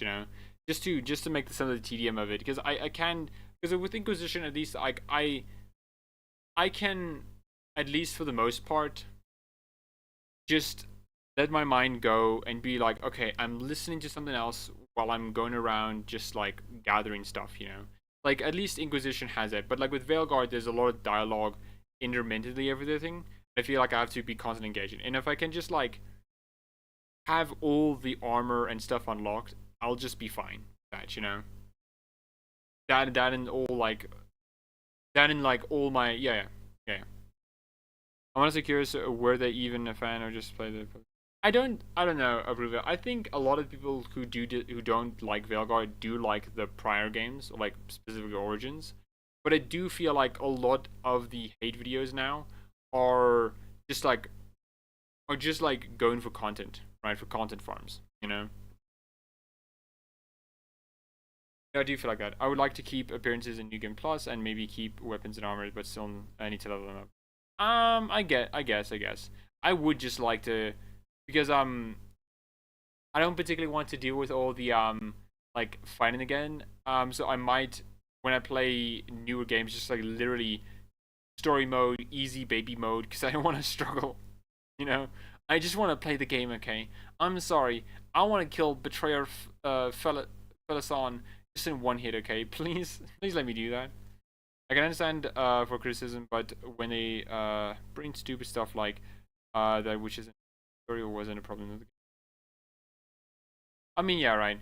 I do think a lot of the hate for Veilguard is very artificial. It is genuinely just like so let's hate a game for no reason other than it's popular to hate. It's an inverse of like what happened with Baldur's Gate 3, which is you could say literally no negatives about the game without getting dogpiled. Or at least like be heavily judged for your opinion. The game is incredibly satisfying and has. I mean, no, yeah, I think Veilguard definitely has me engaging like on a higher level than most games do. Because for most games I'm not really engaged with the combat because a lot of times I feel like it's either way too difficult or way too easy. So I tend to play on easy just so I can get through the story stuff. But Veilguard does have me engaging in quite a bit. The only other Dragon Age game that does that for me is some parts in Inquisition and Dragon Age 2, like all of the Dragon Age 2. My first playthrough was Underdog, in which it was quite a learn. Oh, that's interesting then, because my difficulty that I chose was the difficulty that I chose for it was the custom difficulty where I maxed out the enemy's attack, but I also lowered the enemy's health, so they would die quickly, but they would also kill me quickly. It took me like 5 hours to beat a champion severely. Oh my gosh, Zoltan, I could not do that. Okay, I would be so fucking pissed. I would be so mad. Betrayer Fallison like took me like maybe 30 minutes to defeat on the difficulty I made myself on. I don't. You're definitely a different person, okay? And I respect that. Oh, yeah, that's a cool custom difficulty. Yeah. Because it's something that I don't think a lot of games explore too much, which is, if you get stabbed by someone, you will probably die. I know it's a hard thing for me to say, and it's a hard thing for a lot of people to say, but like that happens. So I do like the idea of having a game where it's very realistic, where you can kill someone very quickly, but also you can die very quickly, right? I do like that idea, where you can offset your death by like having armor or magic. I like that idea a lot. But I think my kind of game, I don't know, my kind of game, or game idea that I have, I don't know how you would make it exactly. That is because of the US culture world. 90% is about Tosh, and all that who am I stuff was annoying, but totally ignorable, ignoring companions.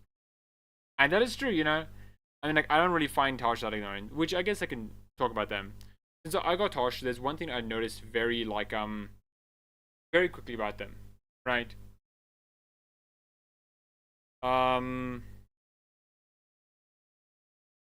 Dragon Age 10, right? There's something that I noticed that I do think is very interesting with how Tosh is in a conversation with prior that's me indeed. With how Tosh is in conversation with prior Canary, right? I want to see, I guess, dialogue, which is I think the first time you ever meet Sten, right? Oh, I think this is one of the ones here. Hello. Mobile game ad. Another ad. Ooh.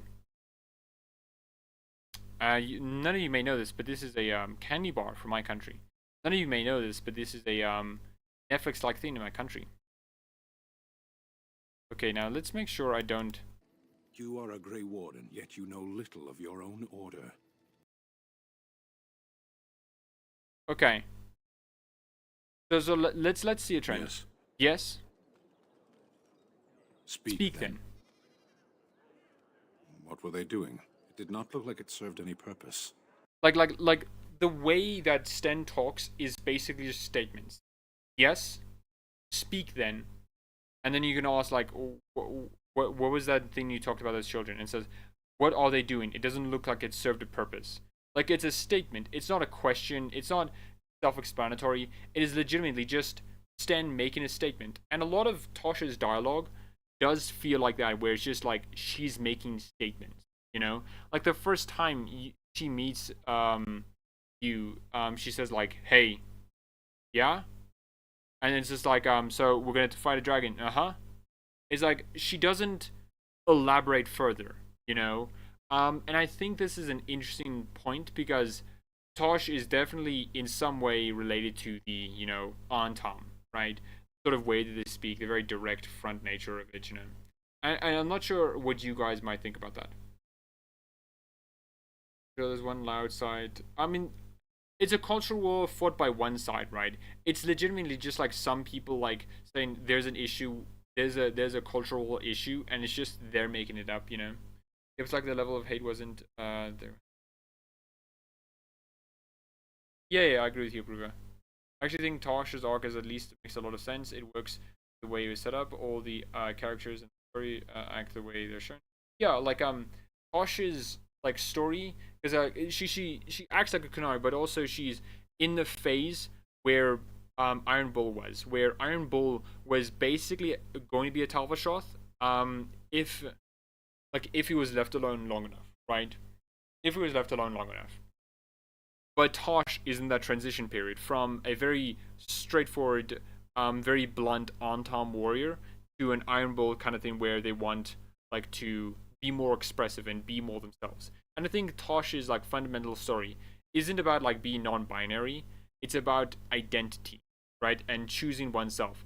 Because Tosh is conflicted with being a Kunari and a Ravani, right? That's like the sort of choice that Tosh has to make about herself, which is, am I someone who wishes to follow the Kuhn, or am I someone who wishes to follow or like my Ravania traditions? You know, and I think it's an interesting thing, you know, and it comes and plays in those themes of identity, right? I've also seen a video of Sten speaking about Women's Day, and in the comments, the culture will push it. Yeah, man. I'm playing Nightmare, and probably because I do all the side quests first, I absolutely for the bosses still. That is true, TDS. That happens with me as well. Though I do want to just like shred them even faster, because like, man, dude, when I'm done with this current playthrough of Veilguard, I don't want to struggle again. I'm sorry, I don't want to. What's interesting about Tosh is at her rebel teen phase, she's fight with herself to be more free will or more traditional. Yeah.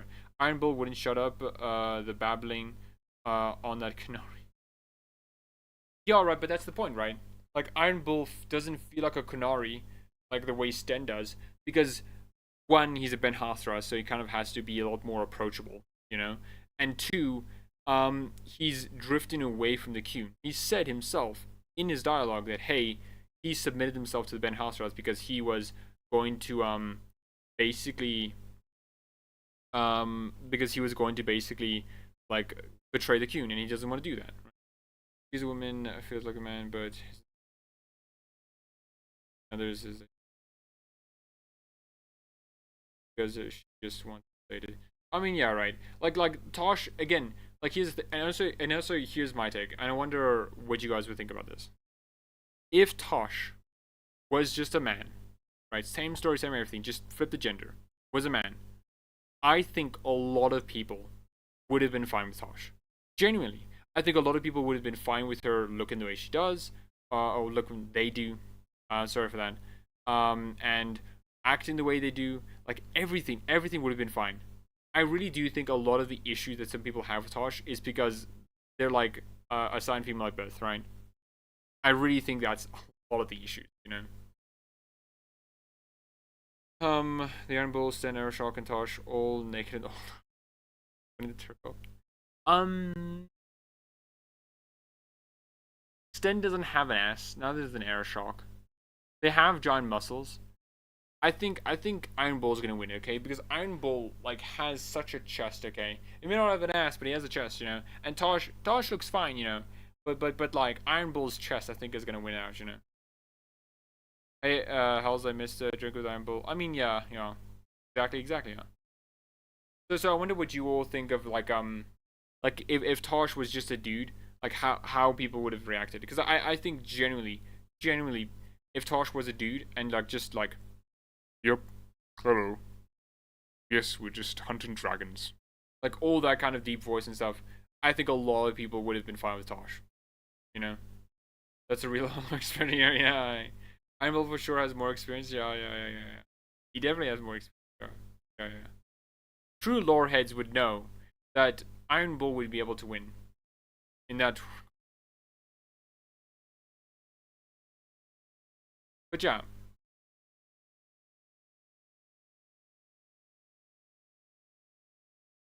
I remember back oh yeah, the poll's basically done. So the people have spoken, okay? We'll continue to stream for a bit. I remember back, people had issues with Iron Bull. Now suddenly it is weird because I do remember as well. People like, yeah, I can't believe Iron Bull's like the least like Kunari ever. When it's like, what do you mean? It's perfectly explained. Like Iron Bull's not like the Kunari because A, he's been Hathras, and B, he's already having doubts of the Qun. You know, like I don't think it's bad that Bioware wanted to explore a Kunari who feels like they're leaving the Qun. You know. I miss the tavern with Bull and the beers and the music. Y'all same, man. I do miss that as well. There's so many moments in Inquisition where I remember so fondly, you know. And like Veilguard has it as well, and Veilguard will have that, but like people hated Isabella for being too exotic and Cassandra for being too tomboy. Yeah, I never got that though. Like I don't know how people were like Isabella, I don't like Isabella because she's too exotic. Like I'm sorry, man. I've seen Isabella, she's quite hot, you know.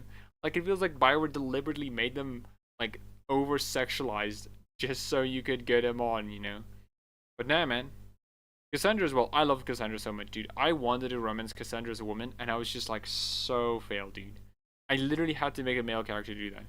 I can't imagine Tosh as a dude because like her such they struggles is necessary to start at her being a woman. Makes sense. I can get that, Zoltan, but it's more of a hypothetical, right? Like I don't think there would be so much of an issue with Tosh if they were a dude and then became like a non-binary person, because I think there's a general like bias, especially with the whole cultural discourse against women, and so if they were a dude, they wouldn't really be that bias there, you know. Especially if they had a very deep voice, a lot of people would go like, "Man, this guy is cool because he has like a deep voice and something." Isabella being studied is what I remember. Yeah. How the flipped tables turn, yeah. Cassandra's one is so true. I remember they used her and Morgan, who's yeah. you know. But the other companions I'm enjoying quite a bit though. I like Emmerich a lot. I think he's really cool. I like this sort of like attitude he has with everything. Tosh is just an accurately written teenager, annoyingly focused inwards. Yeah, I mean I can get that. I can get that. Yeah, I can get that. I do think that maybe some of the things could have been written a bit better, but I feel like it was very personal for Trick Weeks, right? Because again, literally non-binary writer writes in a non-binary character, and it's very like personal to how they want to like express themselves, you know, in this sort of like angsty kind of like unfocused. They don't really know what they want, but they know what they want, but they don't know exactly what they want. They're confused in something. And I think that's like that's fine, you know. Hard to that, you know.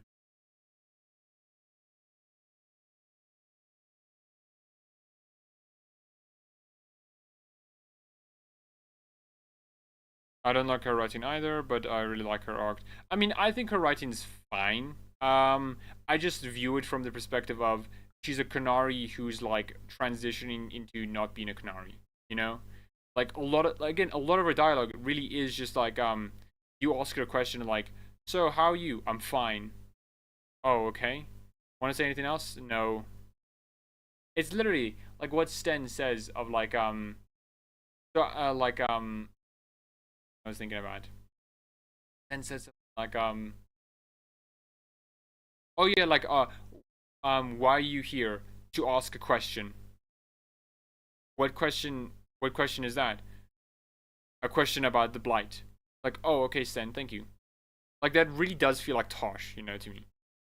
I mean, you probably do have a point, but I expect the hate crowd would have just the shit anyway. They've almost died from the literal words in the character creator and texture. I mean, that is true, right? But I do think there's a like a perspective here, right? Um, they're a lot more focused on how women behave and act rather than men, right? Like look back on when Baldur's Gate 3 was like in the cultural discourse. There wasn't a lot of mentions of Astarion, right? Even though Astarion was heavily, heavily gay, like extremely gay, and was like a huge focal point of the game, right? Even to this day. Yet you don't really hear a lot of them talk about Astarion. They talk about the women most. And I think that is very important to consider because their focus is not on like how a man acts, they're on how a woman acts because they want the woman to act, you know, in their sort of view of you need to be like submissive and breedable, right? One time I remember Asmin got hit back when he Morgan Ugly comparing her. Oh yeah, that is weird, right? Like again, this is like where a lot of people are like kind of confused in that instance because when they said like, oh yeah, man, Morgan's ugly in Dragon Age Inquisition, and it's like, oh wait, no, you can't say that because we're not saying that, okay? We're not on united front on this, cause you know. For some reason, I entirely missed the Baldur's Gate 3 Culture War. I wasn't really invested. I still haven't played the game either. I mean, yeah, Ryan. Yeah. So you can look at like other games as well and see this trend as well. Um, Same with like I guess Concord as well, where you can definitely tell that so much of the hatred cultural discourse was focused on the female characters rather than the male characters. You know, not so much that the actual writing bothers me, how she says stuff at the end of her line, but how about dragons? They're cool, right? In every discussion. I mean, I get you, Julian. I don't really mind that as well. Again, like I'm viewing it from the way that Sten like says a lot of things. Like Sten like blurts out the most random things in the most confident manner of just like, yeah, I like cookies. They're pretty delicious. I would like have more of them.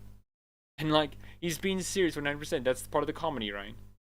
Like Tosh is just like being serious when she says that kind of when they say that kind of stuff. My word, I'm misgendering like a motherfucker.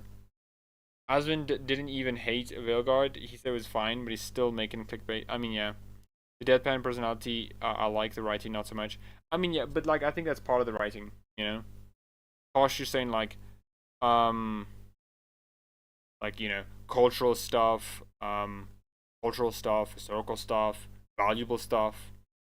Like Tosh isn't really like thinking about it because like her mind isn't really focused on that kind of stuff. when she really talks about something she cares about, you can tell the writing's a bit different. You know, like how she talks about how they talk about the dragons. You know, they're clearly like, yeah, so the dragons are a lot more of an interest to her, and she talks about it in a much more serious manner. People were telling proudly here how they murdered Asterion in different ways. They must really be sad now because they can't kill Tosh. I mean, yeah, true, eh? Though with the Asterion thing, it was a lot more like covered, which is a lot of people just like killed Asterion because like, man, dude, why would I want a person who literally tried to like suck my blood during the middle of the night, you know? Or, why would I, this guy's annoying. Like, they wouldn't really mention the gay part because I don't think the gay part was that big of an issue. Or the motivating issue. Or why they killed him. It's also bothered me that people say bad and really elaborate negative views and showed Hardy's romance scene verbatim saying it's cringe, but yeah. I feel like so many people are like saying, look, Veilguard bad, and like they're showing like good writing, you know, or like writing that really isn't an issue. I really do feel like so many of them don't really want kind of sincerity, you know, because a lot of Veilguard is very sincere, and I think that's fine, you know. I think it's cool when it does that. Julian again, stuff. Okay. Yeah. There is a lot of subjectivity, right? I do wish that some of these people just like outright said like, oh yeah, it's just not for me, you know, right? It's just not for me. I also think a lot of the issues, like, and again, I do really believe this wholeheartedly. Oh,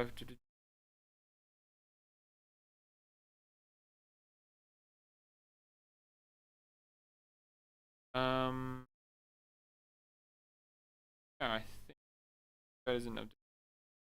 Wild. Wild. New controversy Veilguard has gorgeous body art options, and the only two of them showing his skin. Yeah, that is wild, dude. Same with I think Origins also had that. I think there's only the Chastened outfit and another outfit that shows skin. Those are the only two. Wild. You know, Bioware going back to the traditions of only have like in two skins. Laura and Tosh is younger. One here, kind of. I mean, yeah, right, yeah. I think like you can definitely tell that Emmerich like acts a lot more professional, right? In a fairly like whimsical way, sure, but like he acts very professional, you know. They act like their agent field, yeah. Which I think is like, which is an unspoken, I think, idea that a lot of these people aren't really talking about, which is, um, I want the characters to sound all serious, right? Regardless if it makes sense or not. I want them to sound serious. Which I think a lot of people aren't like outright saying. Good. Did you have the scene where Solus says about the feeling when entering a new city? No, I did not have that, Zeralton. I did not have that. Emmerich and Manfred are the sweetest in the conversations with Emmerich on the topic. Yeah, and one of the things I like so much about the Veilguard so far is how the dialogue options are working. Because when I talked to Emmerich, and Emmerich was saying was talking about like the big question of when a spirit possesses like a corpse, like for the Morn Watch and stuff, of like do they are they an inanimate like are they a spirit inhabiting an inanimate thing, like a dead thing, or is some remnant of the personality still there, right? And I liked how the options were we can't know for sure.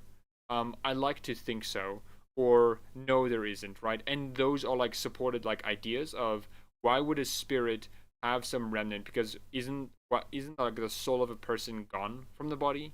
Like, isn't that the case? And then the other one is we can't know for sure, which is a fair thing to say as well, because we don't know.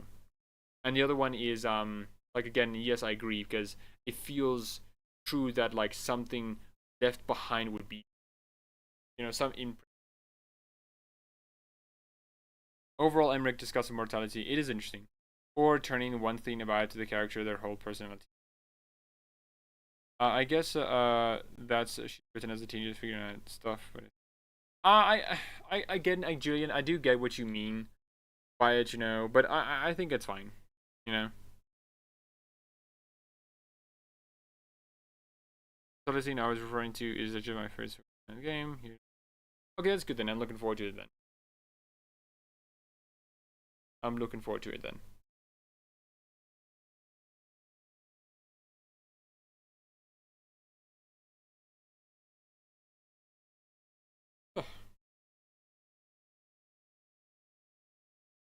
I agree. Uh,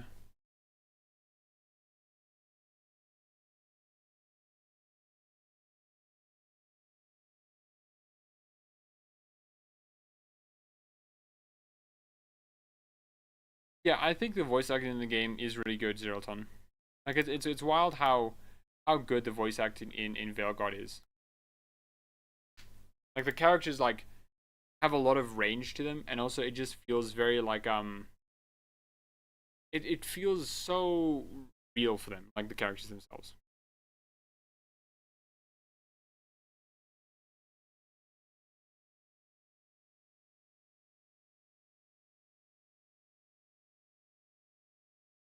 Um, yeah, we have been streaming a bit, so we're gonna like slowly wrap it up. So long. My favorites are Nev and Emmerich and Lucanus. Yeah, I mean my favorites so far are like kind of a cop out. I do like all of them, but I do think I like Emmerich a lot. I like Balara a lot. I still have to get to a lot of her other like scenes and whatnot, but I like her a lot. Um, and I don't understand why people don't like voice acting. Yeah, I mean, I guess the OST part. I think it's a missed opportunity for Veilguard because I think like I don't dislike Veilguard's like music. Veilguard's music is good, but I feel like there was an opportunity to have it be very similar to Inquisitions like Dragon Age Inquisition because like I feel like there was a lot more you could do with some of the music for Inquisition, not just the tavern songs, right? But like just generally the soundtrack in general. I ads.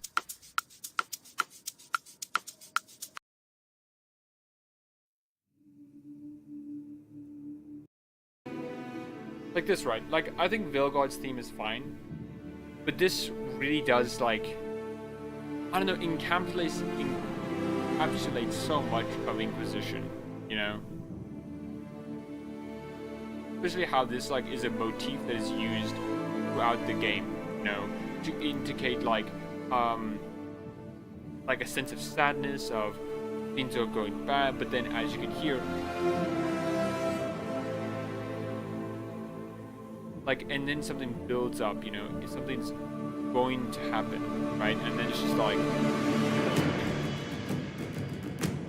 this again. There's so much to this like music that gets used all over Inquisition, right? And I think Veilguard does have that to some extent with its own theme, but not to the same extent that Inquisition does, I think.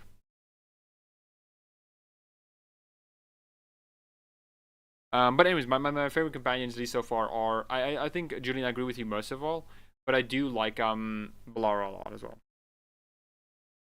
I like them all. I was stunned by Lucanus. He became a second. Yeah, I mean, yeah, I'll have to. Yeah, Davrin. I love Davrin so far. I love him so much, Man, don't do that to me. I adore this y'all, man. Veilguard he actually has some neat Inquisition callbacks in music. No, it definitely does. I have so much I don't say it out loud. Julian, what is the issue? Huh? I don't get what the issue is. You like people like Trevor Morris so much that you don't say it out loud. I don't get that. Sometimes I just use the attacks, but put into new things too. Yeah, you're right. OC is good, but not a level in because I mean, yeah, and that's like to be expected since Hans Zimmer is like composing it because his experience is literally just like Hollywood movies. You know? I can name 5 soundtrack standing, while I can name 11. Now, okay, so here's the thing: you have a disadvantage. I will know Inquisition's soundtrack very well. I just don't know the names. it does suck that Trevor Morris wasn't like brought back, you know, because I do think he has such a distinct sound. Ah, ads. I love ads. I don't.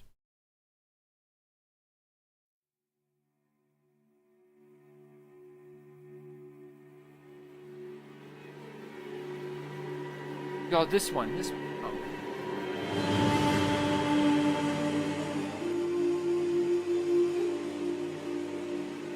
Like it's again like accepting that it's mysterious. It's like happening, and it builds towards something. You know.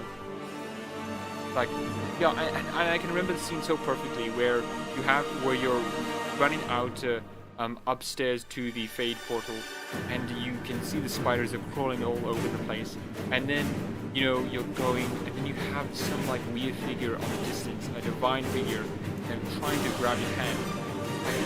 Like you can escape, but you're not. And then you're outside. You've escaped from it. No music happens. Like quiet. And it's just like letting it be. It's yeah. My favorite Inquisition track is Journey to Skyhold.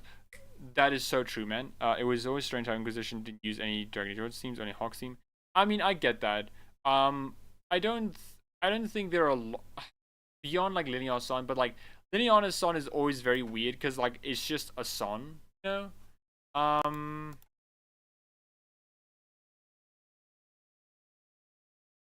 Like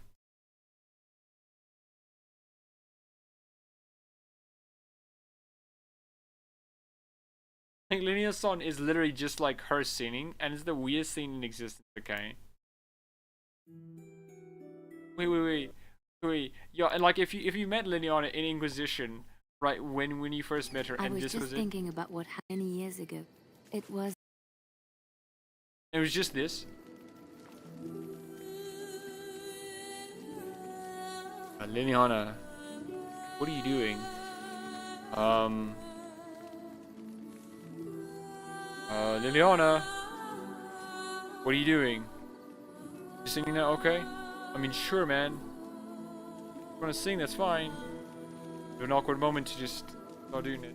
Like, this is the weirdest part to me. Like, I think Inquisition handled its, like, musical number far better than Origins, you know?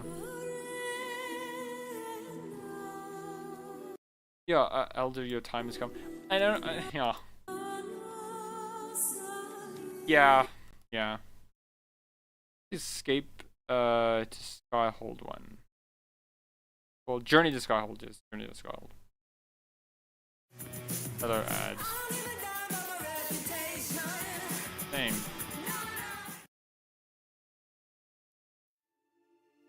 What are people saying? It was strange how Inquisition didn't use. Oh yeah. Yeah, I think Inquisition didn't use a lot of Origins themes because it's not bad, but because like I don't think they had a lot of contextualization, like good ways to use it, you know, without just like being weird. Because I don't think Origins use its music as effectively as Inquisition does. I think the arrangement is also the melody is ripped off from Howard Shore. I don't know what you mean by that, Julian. If like, I don't know what you mean by that. You're gonna have to tell me about that because I'm not aware of that. Like he didn't even try. Just look at The Dawn Will Come, the pin song. Okay, Julian, this is something I don't know about. You're gonna have to describe this to me a lot more because I don't think I'm gonna look this up. Journey to Skyhold is damn good. Yeah, I'm gonna look at it. I know it's subjective, but I hate the custom head morphs. In Inquisition? I'm not sure what you mean, Zilton. Reasons why I think Hollywood Composer doesn't fit well in video games because it's an action game. Oh yeah. No, I completely agree, Ryan. Like yeah. Like notice Hollywood soundtrack is few and just remember the. Yeah, right. Especially because one of the important parts of a video game soundtrack is it's alongside gameplay elements, right? Like Inquisition's like just. Inquisition has such a phenomenal Dragon Age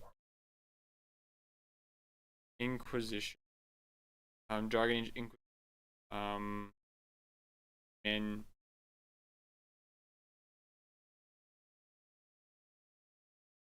Let me see if I can find it. Yeah, because like like it's literally this, right? It's like, and then when you click new game, it's like, you know, it's interactive in such an interesting way where you'll hear the music, it's playing, it's going, and then it's just like so good. Dragon Age Origins. Oh, I get you, Zero Ton. Yeah, I don't get that. I don't get the there's so many of Origins' mods are just so bad. Have you seen unreleased soundtrack Necropolis combat theme? It's so epic. I have not seen that. Is there Dragon Age Veilguard unreleased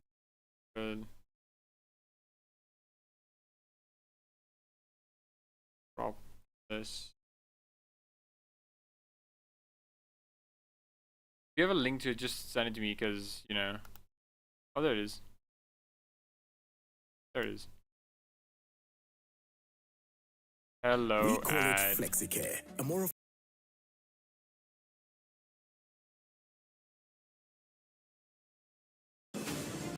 Ads. Ads.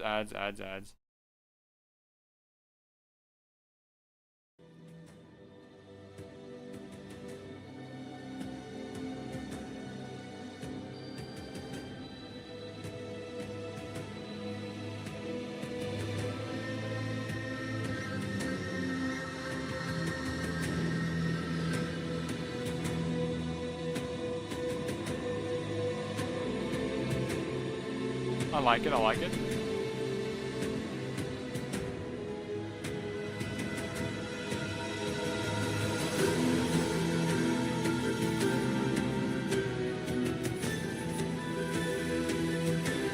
Are you sure this isn't in the game? Because I feel like I hear this game as well. Like in Veilguard. Maybe I'm just making things up. Give a bit, just.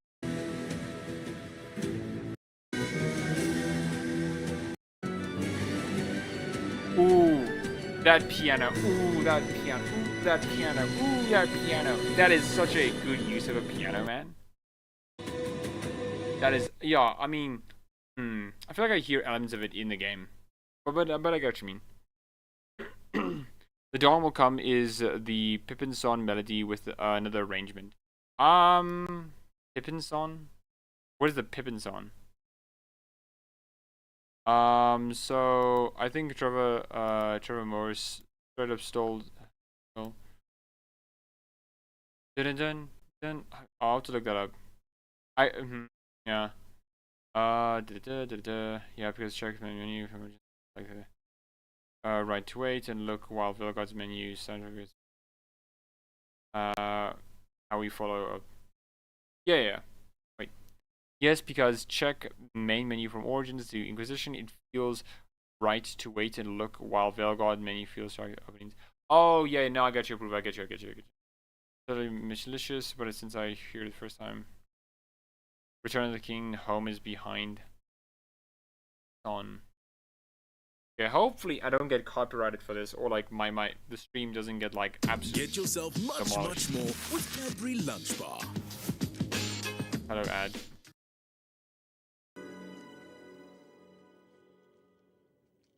Can you sing, Master Hobbit? At least. Oh. Find the world ahead. And there are many paths to tread. I guess, I don't know. Without, because I don't want to say it is like literally him seeing it. Hello, Combi Fighter. You missed a lot. But it's cool. I don't think he stole that. I don't know. I can definitely hear it, but I don't think it's like that much. Because I feel like you can also be reasonable and just say like he came to the same conclusion. You know, you can put one. I know what you mean, Julian. I know what you mean. I just don't think it's necessarily the same. We're doing D&D. That's what I mean. Oh, that's cool, Combi Fighter. You know, playing with friends is a bit more important.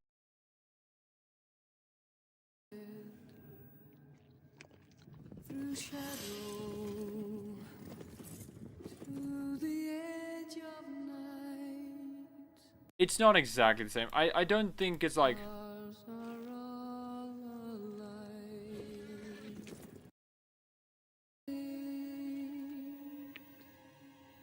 All shall fade. I don't know. I can hear it, but I don't. You know.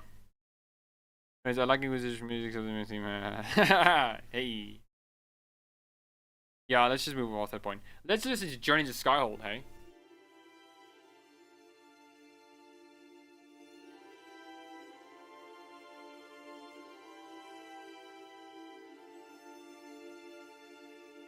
Oh.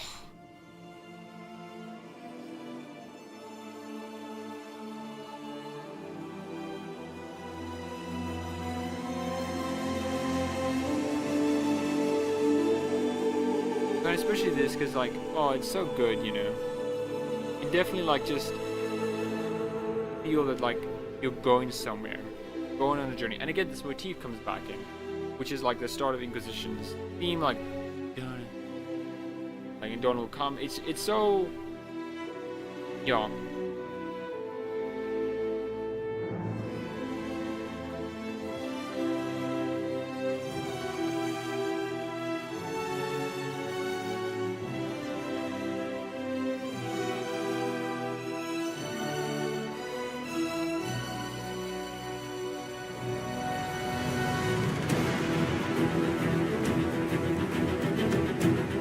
Yeah, it is strongly inspired. Yeah,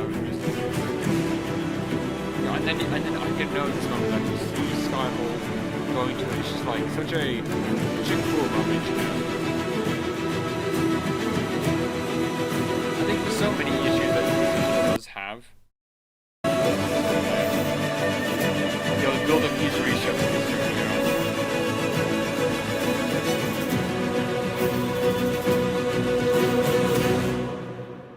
with Inquisition has like a lot of issues, but like man, I think because I think you have Dragon Age Origins and Inquisition, which are the most coherent, right? I think Origins is a bit more coherent, but I think Inquisition is like still up there, right? I agree with a lot, like with Mark Darris, the music is louder than you. So sorry, I wanted to let it just play. Sorry, but I think Inquisition like does have a lot of coherency to itself as well, you know. A lot of missed opportunities, sure, but and a lot of like things that could have been better. Like one thing that comes to mind is like Varric's companion quest. It could have been better, but like so much of it is really so right, you know. It's so right. But yeah, I'm just gonna be basically standing here all night, just listening to listening to Dragon Age Inquisition music.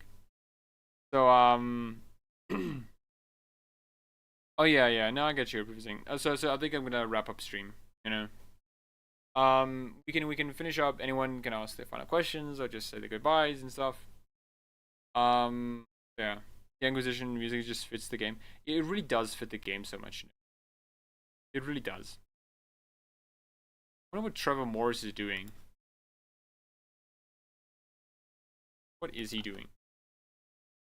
Trevor Morris. Is he doing?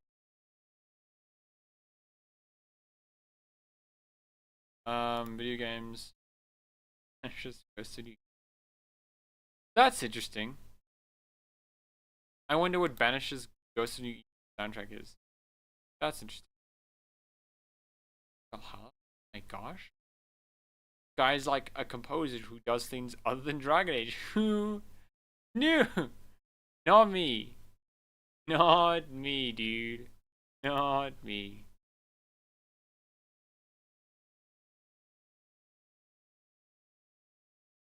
Down. Check out Liliana like a prayer. Like Mass Effect. Oh yeah, I mean, I think Hans Zimmer's music, if it was placed in a Mass Effect game, would feel so much more fitting. Which is odd, you know. Check out Liliana like a prayer. Liliana like a prayer. That. Undeniably Thank frothy. you, ads. I really do. Why do you do this to me? No, YouTube. I don't want to buy YouTube Premium. Let me live. Greetings, Grey Warden. What can I do for you? I am Sir Bryant, commander of Lothering's remaining Templars. Here with me, it's like I wish I can play this, okay, but I think my stream will get copyrighted, okay. Even if it's not monetized, okay. I'll get copyright strike, okay. The YouTube won't like me.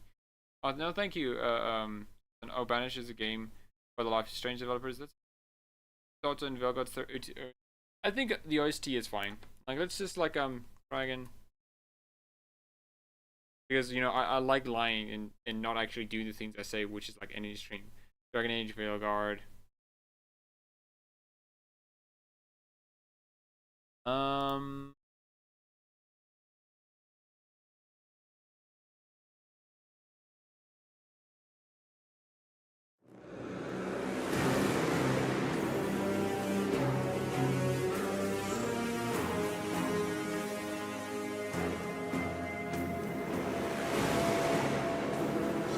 Yo, cause I can see what people mean about like soundtrack. Cause like it starts immediately and there's no like build up to it, which I think is what English really did very well, you know. And this isn't bad, you know. Like there are like some nice beats,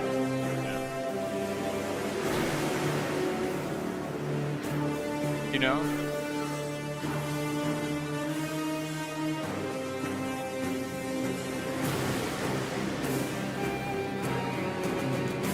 Yeah, but then there's this part which is like you can hear an electric guitar, which I don't think is bad, but I don't necessarily think fits like Dragon Age too well. I haven't seen Red Bull 1, maybe that's I don't want to do that exactly. Yeah. But yeah, like electric guitar just feels very perfect. Also see blood. I'll wait for those ones. I don't think Hans Zimmer like does bad. This is really good music. I just feel like it doesn't fit well. Other than guitar, do you? I don't think they're bad. I like them too. I just feel like they could have been in a different game. Not the Chosen One is stuck in my head. Oh, Chosen One. Man, dude. One battle time, unfamiliar, love and ashes, sea of blood. Where the dead must go, down but not out. Not the Chosen One. Not the Chosen One. Oh yeah. Yo, I like this one as well. It is cool. This one I do like, y'all. Hans only did the main thing. Did he? The other guy did the rest. Which other guy? Which other guy did the rest? Sorry, I don't want to attribute Hans Zimmer to like the success or failure of the OST if it's not him.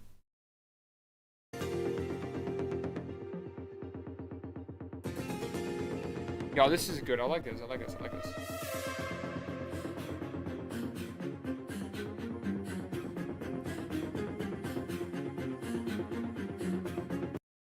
Pretty good. I love that Rook is not Chosen One. They announced. Yeah. Lauren Balf. Or Balf. Balf? I have no idea. Oh, hello. Ah, he also did some music, some movie stuff. Yeah. That's where yeah. Oh, Call of Duty games, of course. Virus, kind of Virus Adventures. Main theme composed by Hans Zimmer. Oh my gosh. Main theme composed. Oh my gosh. Composed with Hans Zimmer. Oh my gosh. Guys like best buddies with Hans Zimmer. Fuck. Guys. I like Skylanders, okay? Kind of dumb, kind of a dumbass for me. Rook is just Rook is just kind of a dumbass, yeah. One's best friend in the Dragon is also. I'll check this out now. Composed. FIFA composed. Honor of Kings. Oh man, dude, what is this thing? Feels mobile-ish. Oh, iOS, yeah. Gosh, dude. What is this guy? Man. Composed with wild discography. Yo, man. You have Call of Duty. Okay, you have Rango. Okay, Christ. Okay, Spyro. Assassin's Creed. Skylanders again. Beyond Two Souls. What a guy. Huh? Yo, man, let's compose. Where you want to go? Hans Zimmer and Lauren like shaking hands. Where do you want to go? I wonder who his favorite composers. I wonder too, Zoltan. I wonder. It's a mystery for the ages, you know. The ages. Hey. Yeah, feature films. It definitely does. Yeah, Mission Impossible, Beverly Hills, Bad Boys. Oh my gosh. Yeah, okay. I don't think he has bad music. I think this is definitely weird because a lot of sorry to the Call of Duty fans who might be listening. Okay, I'm sorry. Your music is deliberately like military hoorah generic stuff, and same with Crysis. Okay, Skylanders has cool music, which I'm very surprised. I like it as well. But like Dragon Age is so different because I don't think this guy has done anything fantasy related. Dude, that is cool. Check out AC3. What was that? Did he compose the main Assassin's Creed theme? Oh my gosh, dude. That is wild, man. Huh. That's cool. I want to check because I want to see sorry, no, wait. They should have called Anthem and Andromeda.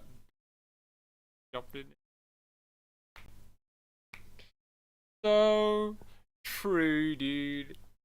Oh my gosh, dude. No, oh man, dude. Oh man, dude. You have Bell. That's so true, man. That's so true. Yeah, give us a taste of here. I want to see because I want to see what Trevor Morris has been doing because this is like his latest game that he's made, which is Banishes. Like after, like literally, he's probably done some other game stuff, like game music stuff, but it wasn't credited or whatever. But then literally next game, 10 years later, is Banisher's Ghost of New Eden.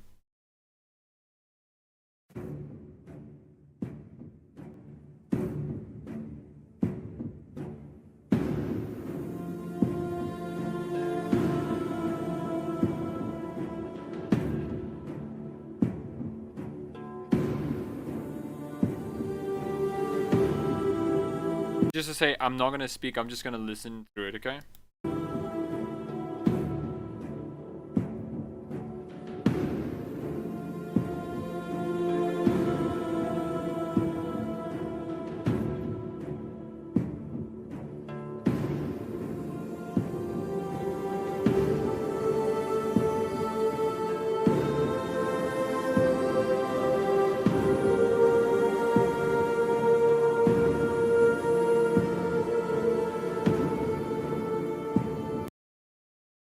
I don't think it's bad, but maybe I needed it to be in context. I don't know.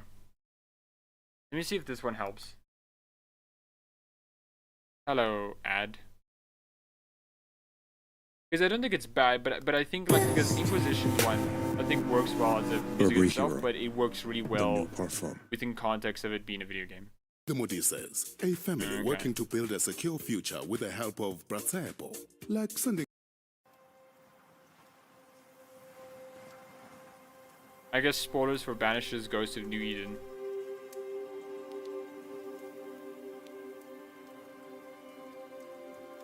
Is this the main theme? Wait. Oh my gosh, it's literally like Inquisition here. Oh shit. Like, the main theme is just like you seeing this guy and when you move the... Okay.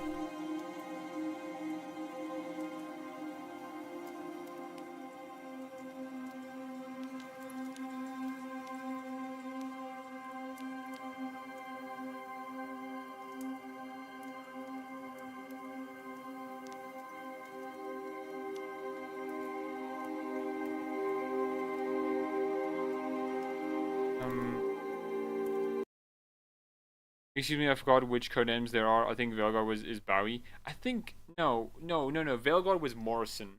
Joplin was the immediate sequel after Inquisition. Morrison was the reboot. Well, I can feel the Inquisition vibe here. Yeah, I can feel it too. Let me just listen to this bit more though.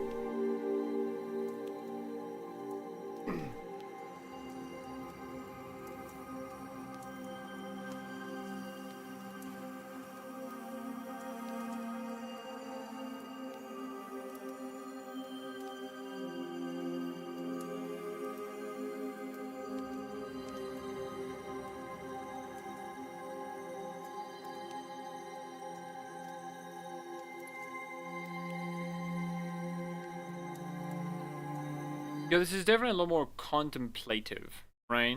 Like, it's not really exciting or anything. It's just, like, contemplative, you know? Just, like, wandering, thinking, and just being, you know? It gets a bit more...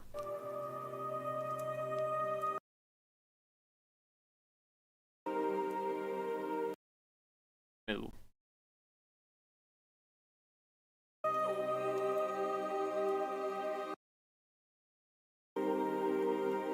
Yeah, this is a lot more contemplative. I don't think it's bad, but I do think that it isn't that similar to Inquisition in some ways. I mean, we can check him out. We can check what he's been doing. Because I also do like his sort of music in general. But... Iron? On Earth. No. Dragon Age. Ion. There it is.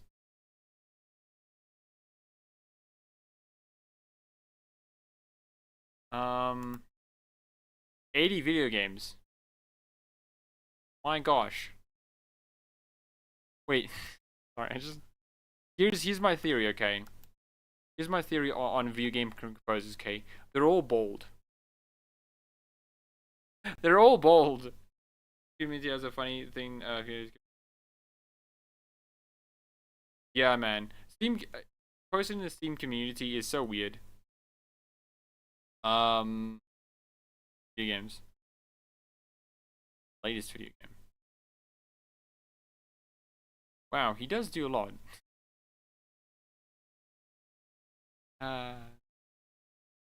Cancelled Arena Fate, yeah. Version? Okay.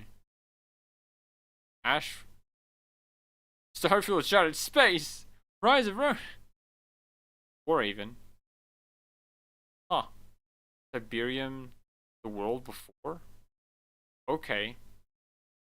Okay. What did he make after? Oh, he was also in. Okay. Cinematics in one song. I like how it's very specific. Like, yeah, he was on Inquisition. He did some cinematics in one song. That was good. Rise of Son of Rome. Oh my god. Soul Calibur 5. What the? I have no idea what the. Thor, God of Thunder. Video game. So what did he do? He did Dragon's Dogma. Oh my gosh. So after he left Bioware, right? He Eagle Fight. Third Coast Legends.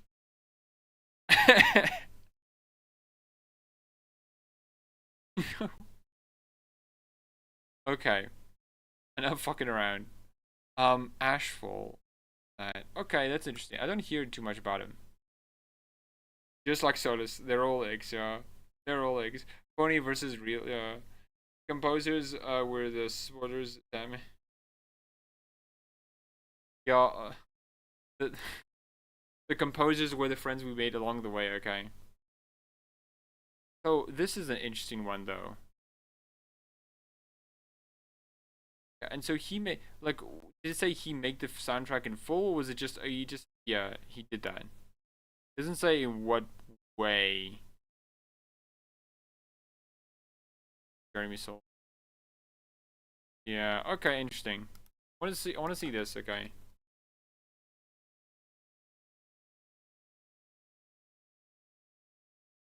before that, I just wanna finish listening to them.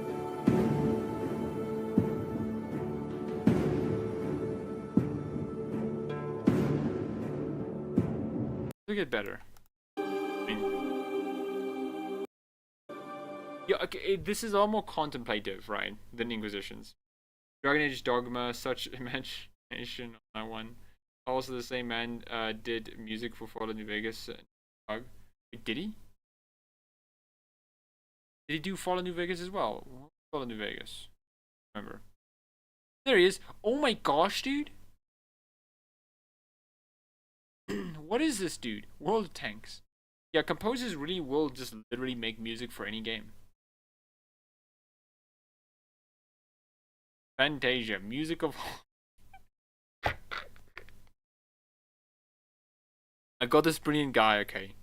Name is Ionzer. He can bring Fantasia Music Evolved alive, man. He can bring it alive. Like, oh my gosh, dude. Eagle Find, Space Quest, Siberia 3. Ah, yes. PUBG Mobile. Ah, yes. Oh my gosh, dude. This is so funny to me. So funny. Gosh darn it. Composers would literally... That's true, they would literally make music. So this is his, like, music, I imagine?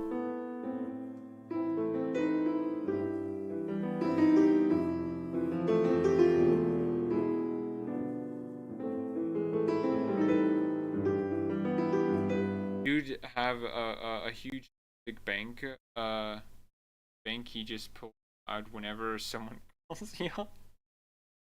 So true. It's also weird. Like, I guess video game composers are very different from other from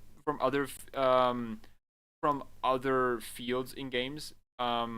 James Cameron Avatar game on Nintendo DS. Shit, man, I can't believe I was there.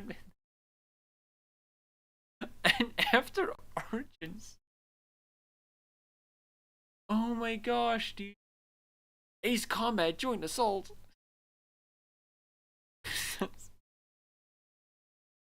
Because there's such a different field, right? There's still an important gaming part of gaming, right? But I do think it's interesting that that they are very different from, like, programmers or writers, where they're not as involved, you know. Also, one thing that, because Julian, when you say, like, this guy can just pull out a bank, have you met Jeremy Soule? 1994 for Tessino. Then you can just, wow, every single fucking year made something. It's like, and it's wild. Stockholm, right? Magical school bus explores the world of animals. Jeremy Soule did that. Impossible creatures. Okay. Armies of actually looks. It's like, oh my gosh, like, this guy has done so much music. Eventually you can see it starts getting a bit lesser and lesser until, like, Consortium the Tower is, like, the last game he's done. He's also done some, like, television stuff, but this is also less. Stockholm indeed. That's a nice song, actually. It's cool that it sounds kind of mechanical pianist, and yeah. Music is very important to gaming. Oh, you're completely right, Proofer. Like, I think Halo would be less of a game if it didn't have, you know, the music it did. Same with Doom, right? Like, there's so many examples of video games that would be extremely less if they didn't have their music backing them. Like, Elder Scrolls, I think, is genuinely, like, absolutely built on Jeremy Soule's sound, right? What the fuck? You know, my favorite thing to do on Wikipedia is literally just, like, look at some, like, random developer and just, like, going through and just looking at games that they've worked on. You'll get some weird games, but also some, like, maybe hidden gems, like armies of Ixa. Like, what is this fucking video game? No, I wanted the picture. I didn't wanna like this. Like, what is this fucking video game? Huh? I think he's also a scammer. I think Jeremy. Oh, Zoltan, I know this.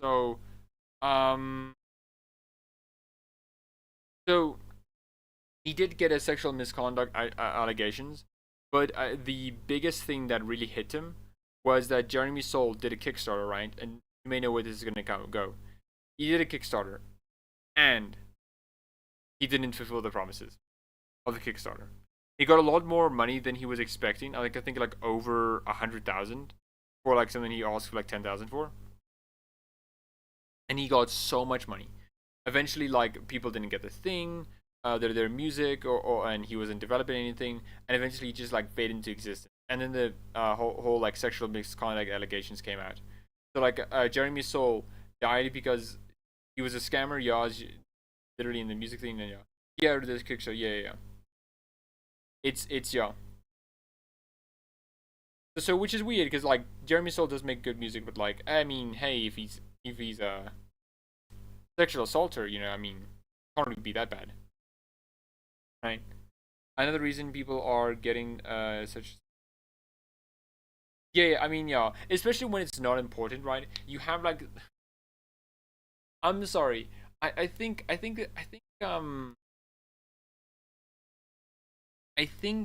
what was it? I think Assassin's Creed Origins has Ezio's theme, and it's the weirdest thing. I'm sorry, man. Bayek of Siwa is not relevant here. I'm sorry, he does not deserve Ezio's theme. He's not even related to Ezio. What do you do? You know? Yeah, well, the reuse of Ezio is something that breaks. Yeah. Yeah. Oh, Jasper Kid is an absolute legend. The genre range of that man. Jasper Kid. Jasper Kid? A Danish composer. I'm already suspicious. He has hair. I'm sorry, he's I don't think he's a composer, guys. He has hair. All composers don't have hair, don't you know? Bro, soccer moves. Red Zone. What's it? The Adventures of Batman. Scorcher. Why the holy shit, man? Composers will literally just make any fucking animation. Oh my god. He did MTK too. Oh my gosh, we're going back. Hair ruins music. It really does. You know, it blocks your ability to hear the music properly because the hair is in the way. And we're coming back around, okay? To Bioware's greatest video game ever, okay? MDK2. Oh yeah. Oh my god. Minority Report, the video game. Minority Report, the video game. Brute Force. Brute Force. Man, dude, you really will get the most, like, weirdest games in existence by just looking at, like, Dance Dance Revolution, Ultra Mix, too. Man. Yo, reference? Hitman seems right, yeah. McFarlane's Evil Prophecy, yeah. Oh my gosh. Assassin's Creed. The Club. Chronicles of the Spellborn? Oh my god. Oh, it's a multiplayer game. Why do multiplayer games always have cool... Oh my gosh. Why do multiplayer games have cool box art? It's unfair. Did Darksiders 2? Transformers Prime the video. Sparta important. Stormfall Age of Wars? Browser game. Pirates Tide of Fortune? Oh my gosh, what are these games, dude? I'm like, MU Legend. Then Darktide. Darktide has a good soundtrack there. That's funny. Yeah, this guy has range. You are right. Zoltan, this guy has like real range, you know. Like I can't imagine anyone going from like Borderlands to Warhammer Darktide, you know, or like literally fucking like brutal. What was it? Brutal Force. Man, game OCs are weird too. Skill tree menu from Aces, from the, but not the same composer. Yeah, I mean, yeah, music is always weird because like there's this sort of like idea that a lot of musicians have, which is they borrow themes, motifs, rhythms, and melodies from each other, and they just do that. Like you can see this a ton in like rap songs and stuff. Assassin's Creed had Einar Silga is one of the composers in Vikings. Man, dude, we're really just like doing anything and everything. Selvik. I can definitely tell he's on Vikings. Ubisoft really typecasting this guy's like ability to make game music. Okay, so wait. Oh, there it is. Assassin's Creed Valhalla. Okay. Huh. Good job, Ubisoft. There's only 7 notes. Oh, okay. We never get stated to. Yeah, man, we're never getting that. I haven't played it, but like I've always like wanted to try State of Decay. It looks cool. There's only 7 notes, yeah. Another egg. I know. Holy shit, you're fucking right. I mean, yeah. Besides the hair that's on his head, okay. I mean, like that's fine, okay. But well, my theory is proving true, okay. Just ignore examples that contradict me, okay. At least we got the trailer, yeah. Man. Huh. Now this was like what?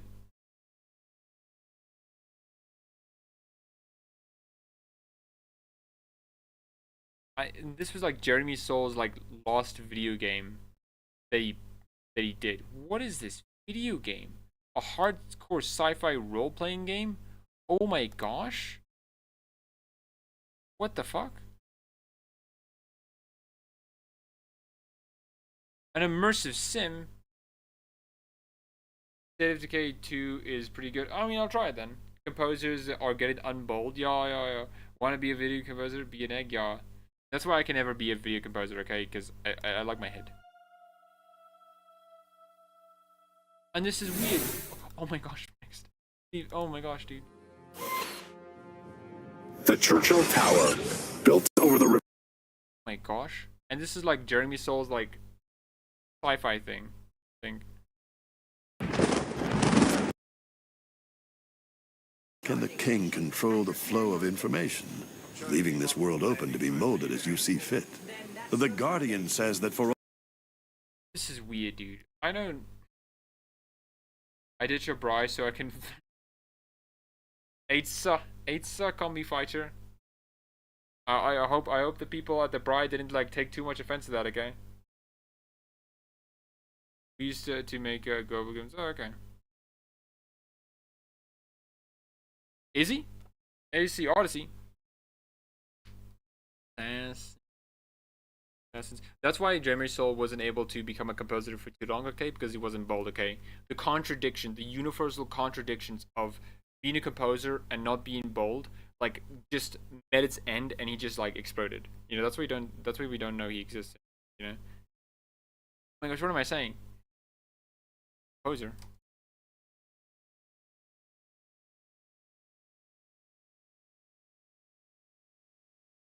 Musical duo John Henson and Alexi Smith.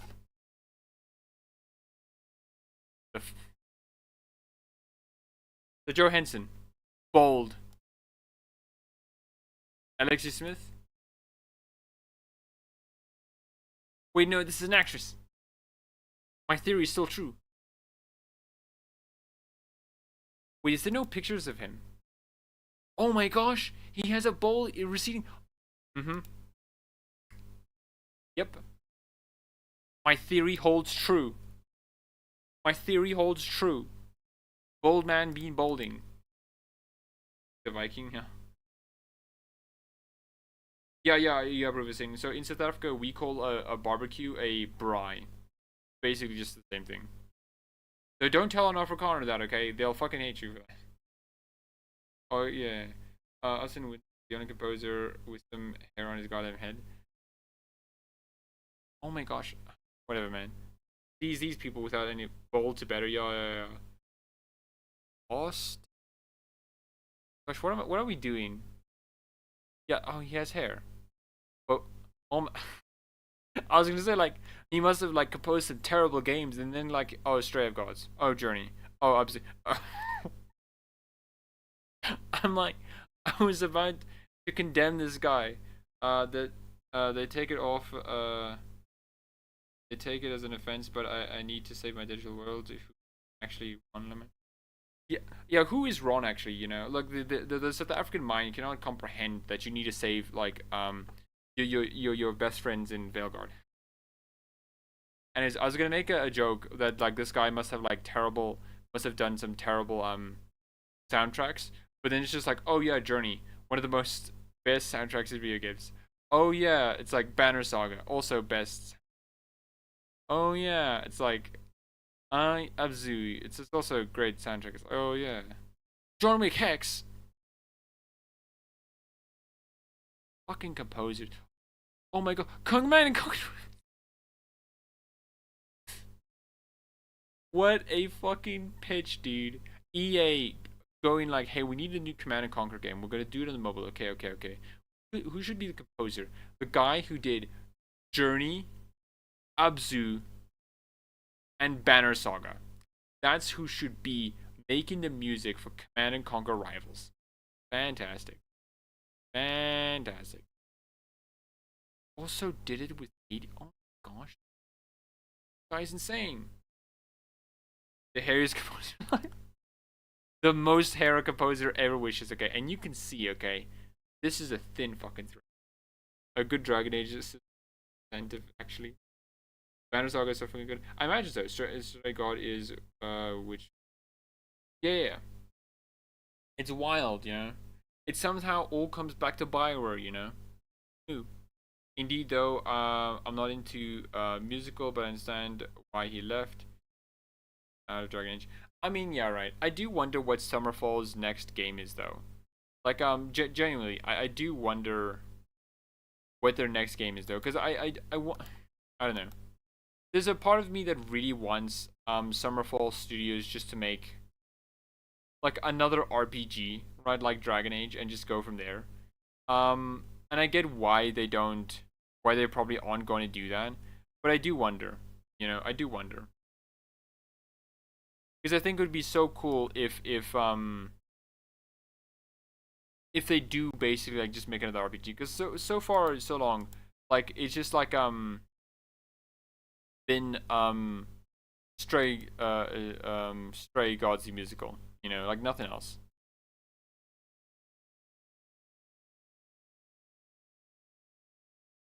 Yeah, I do wonder. I wonder.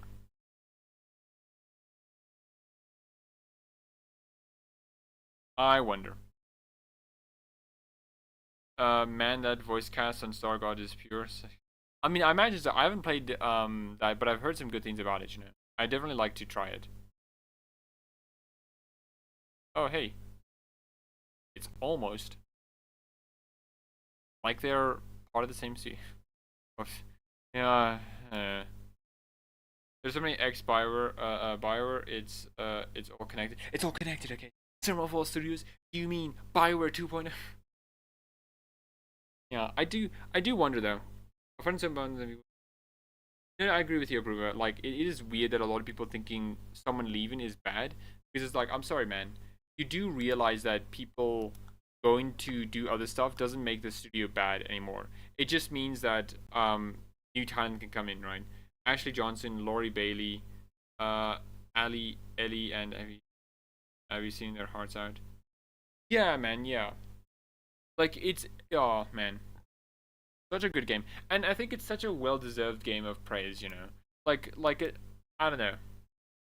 especially on how it sort of evolves, like David Gator's like times of being a Bioware developer. Because again, he's making a musical of a literal set protagonist, and there's like different choices you can make with it, like which are like color coded, right? So interesting.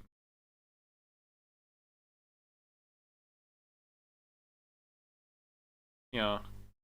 And if I could, I would like to know what Summerfall Studios is doing right now. I would love to know what they're doing right now.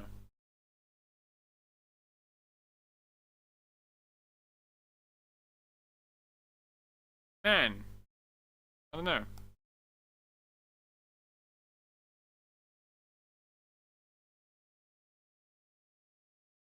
I like the new creative team and the bar manager. Yeah, I know the same as well. Though I do feel like because Bioware definitely wants to make like new games each time. Oh, look at this right here. Like literally, look like how about a solo? Like rip out a solo, have everyone sing together, let Freddy and Pan sing. It's like interesting. Yeah, I do feel like though Bioware should when they're making their mainline games like Mass Effect and Dragon Age, they should be more consistent. You know, they can do experiments, I think so, but I think they should also like be consistent with their mainline franchises. I do think Greek mythology is like the blandest choice for setting, but they've done with very descriptive. I mean, I think it's bland because it's so overdone. Like games games based on Greek mythology. I wonder if there's like a thread for this. Oh wow. We have Smite, Immortals Phoenix Rising, Assassin's Creed, Total War Saga, Pantheon, Nyx, Hades, Rise of the Argonauts, Age of Mythology, Wrath of the Gods, Warrior, Will Rock, Titan's Quest, Stray Gods. It's like Theseus, Persona 3. It is, yeah, I do agree with you. Though I do think it's like fine, like as a setting. Though I do wish there was like other sort of mythologies used, like Egyptian mythology. That'd be cool. When people seem to forget talents change over time. Yeah, Ryan. Like I remember, like Naughty Dog clearly didn't want to be the Jack and Daxter studio forever. That's why they made Last of Us. You know. I wish Bioware do a new IP after Mass Effect. Didn't start making one type of game. Yeah, no, I agree with you. Hades is one of the better ones. Hades is definitely one of the better ones. Cool if we get a AAA game about African mythology. That would be cool. Alright, Persona 3 draws a lot from Greek mythology. Yeah, you could have fooled me. Okay, I didn't think Persona 3 was anything more than like a college, a high school dating simulator. Heard the new Naughty Dog game is wild and completely different from Last of Us though. Yeah, it's like Uncharted.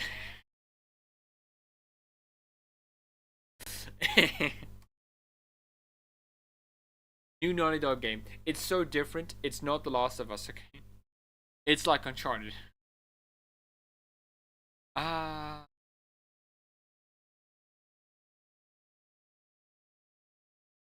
So there's literally nothing about it. Okay. I want one with Hindu, but afraid they'll mess it up. I mean, that'd be cool. Though the only one I think that had Hinduism. Nice. Was this one though? I think this is mildly inspired. Though I don't think this is completely accurate. Azura Wrath is a beautiful game. Though I don't think it's like that particularly accurate to Hinduism. You know. I do like it though. I do think it's a very cool game. You know, it's one of those games where I genuinely am like, man, I can't believe people just like slept on this fucking game. Okay, because it had like quick time events. It's this absolutely gorgeous game. Santa Monica are making a sci-fi game. Corey's the director. And oh yeah, the people who made Horizon Zero Dawn and Monica. I wonder Santa Monica sci-fi game, sci-fi music. That's Dark Side. Oh yeah. Oh no, not. I'm dumb. It's not the people who did Horizon Zero Dawn. It's the guys who did God of War. Sci-fi RPG. What it might be. That's interesting. Those faces. Another one is Raji, an ancient epic. Raji and in. Oh my gosh. Huh. That does look cool. I like that. Imagine the chuds if we get a AAA game about Africa, the internet will never. Oh yeah, man, dude. Like the amount of times the amount of times these chuds will be basically just like on the prefaces and actually just saying the N-word. Apparently, it's very player freedom focused. Okay, that's interesting. I don't know. I don't know how player freedom focused because like I think it was not a dog gonna be like choose which weapons you equip. I'm like, oh damn, dude, so much player freedom. Like the same way that Dark Souls series is player freedom because you could, you know, have different weapons. The Japanese have unique ways of to retell a myth.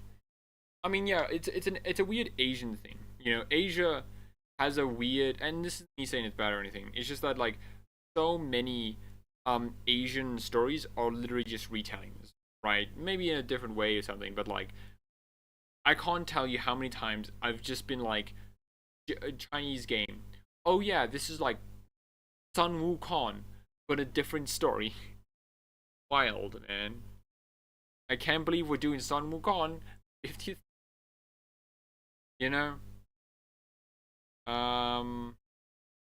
monkey game, monkey. They see black automatically racism. Yeah, man, it's so weird. Yeah, what are we doing? So,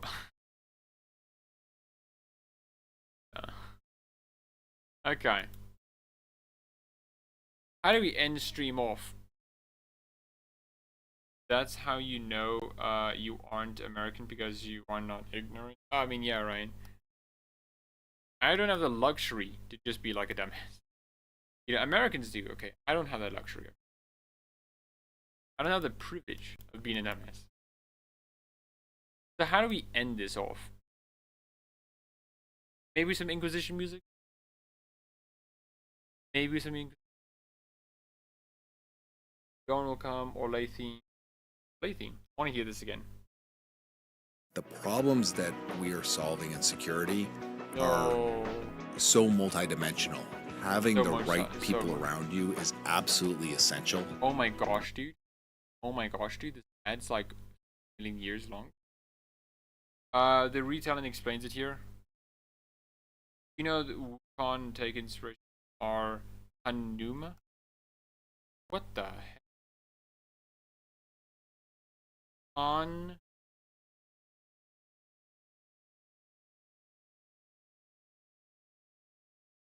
I'm just doing this because like no oh yeah, it makes sense.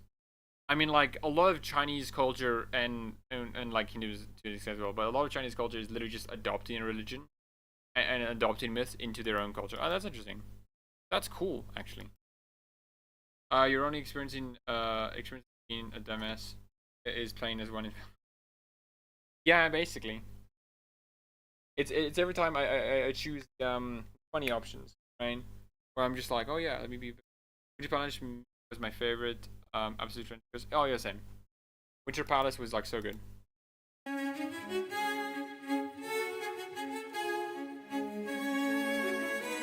Oh man, dude, encapsulating Ole in such a beautiful way with the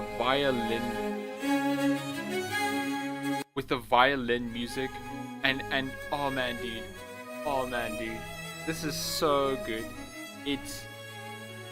It's genuinely such a oh.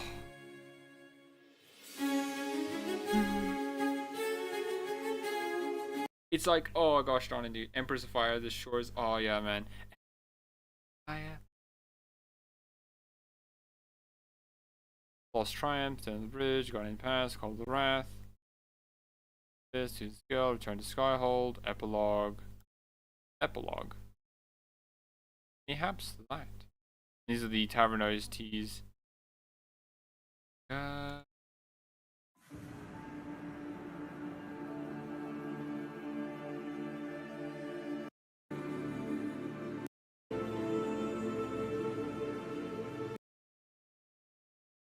Yeah, man. Oh gosh darn it, dude. How do we end this stream? Remember how the bard songs translate a full arrangement band into a guitar and voice? It is so wild, dude. You know, like again, like Empress of Fire. Like we have this one.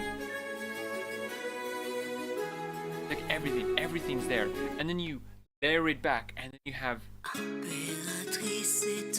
fuck French version. No. Que nous honorons par cette chanson d'entour Laïs, nous glorifions ton nom. Impératrice, qu'importe les saisons, nous te défendons. Not bad actually. Pretty good. Man, the French language did something really good for once. Also, there's a French version too. It's wild. Yeah, man. Bioware knew what they were doing with that one, right? Yeah, but you have the Orlais one, like a dun. And then you have an ad. Yeah, it really was like Winter Palace makes so much more sense in context of being this like mission when after I finished or nearly finished what was it, Masked Empire, you know, Bitsons or Legion, yeah, French fuckers, yeah, French fuckers. I played Dragon Age Inquisition in French. It's so good. Really? Oh my gosh. Hold on. Dragon Age Inquisition. I'm gonna spell it. French.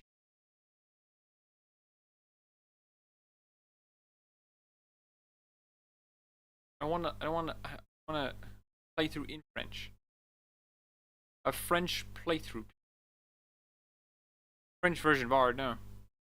There was never French. Oh my gosh, I don't care. I want to hear the game in French. Whatever. French are picky, guys. The only French in Veilguard is Antoine. I love Antoine. Okay, I love him so much. Antoine, like, oh, désolé, I didn't say it was a good plan. It's like, Antoine, please don't die, man. Please don't die. The only voice choices I really didn't like were Cullen and Iron Bull. Really? That's interesting. Oh, for the French version, yeah. Okay, that's interesting. We can't know only a little bit. Only a room action. Okay. And then like. Fire in the rain of the lion, eclipsed in the eye of the empire. It's so impressive. Antoine and Evka are sweethearts, yeah. It's so impressive, Zerlton, as you pointed out, how they compose like this multi-instrument into just one guitar. Yearns, Empress of fire, what season may come, we fight for the day you'll restore our heart and bring us to glory. We are forever in your grace. Man. So I think this has been a stream. Yeah, I remember those. Yeah. I think this has been a stream. I'm gonna find a stream, you know. And if you want to find French videos, try search Dragon Age in France. Okay, well, Dragon Age in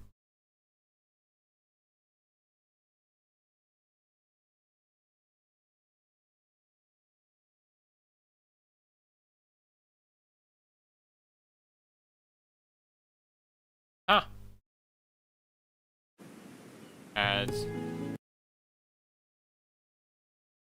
Interview. So I've seen a guy playing. Yeah, same. I saw him as well, and that was such a beautiful moment. I wrote a post about it, saying like it was such a perfect moment because it was like it was a small shop out of the way, and then you just heard You know, I think I heard like Empress of Fire, my first one, and I was like, man, it's such an impressive little moment of history because it does say like, hey, you have this song, these songs that were heard in Inquisition, and they spread all over you. Big moment. What does Cassandra say? You're lying. Okay.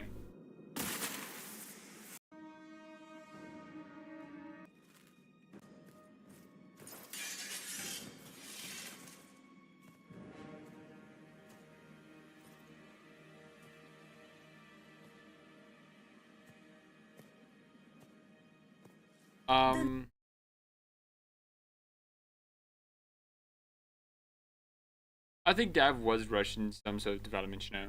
It definitely does feel like there were some elements of it, you know. Donnez-moi une raison de ne pas vous tuer sur le champ. Le conclave est détruit. Tous ceux qui étaient présents sont morts. Tout le monde, sauf vous. Expliquez donc ça. Je ne peux pas. Comment ça, vous ne pouvez pas? Je ne sais pas ce que c'est, ni d'où ça vient. Vous mentez. On a besoin. Yeah, same as well, you know. I think that's one of the bigger issues with having reoccurring characters is they just look different, you know. It really does suck, you know. Besoin de lui, Cassandra. Mentez. On a besoin de lui, Cassandra. Je ne sais pas ce dont vous me croyez responsable, mais je suis innocent. Wait, gosh darn it, dude. Yo, Jojo, this like I like the French for it. It's cool. It's nice. I wonder what the most replayed section here is. Here the end, it seems. Oh my gosh. Solus speaking French. I need to hear this. I need to hear French Solus. L'immatériel s'infiltre dans cet endroit. La faille n'est pas scellée, mais elle est fermée. Au moins temporairement. Je pense qu'avec la marque, nous devrions pouvoir ouvrir la faille et la refermer correctement. Ouvrir la faille risque... Oh boy. That's so true, man. Well, this feels so authentic. It really does. How he imagined Frelden if waited for reinforcement. Yeah, man. We'd all be speaking Legion, you know. French egg isn't real.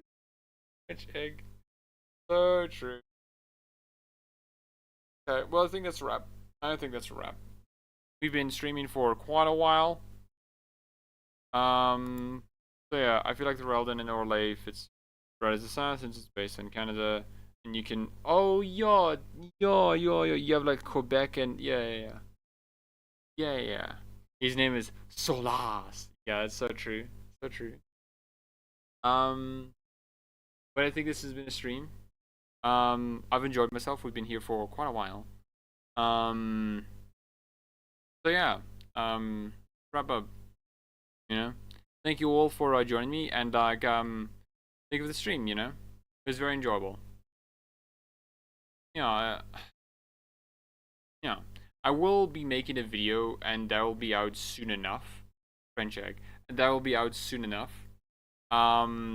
It's going to be about why Dragon Age the Veilguard is important. On oof. The French.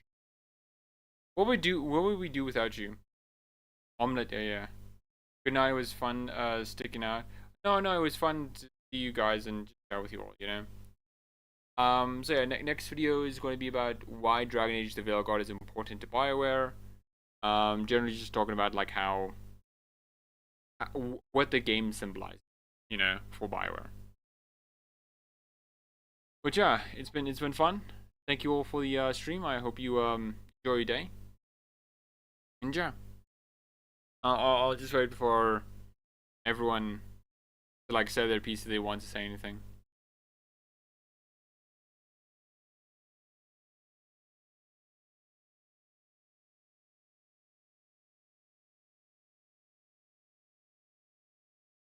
No, thank you, Zoltan. This was a nice stream.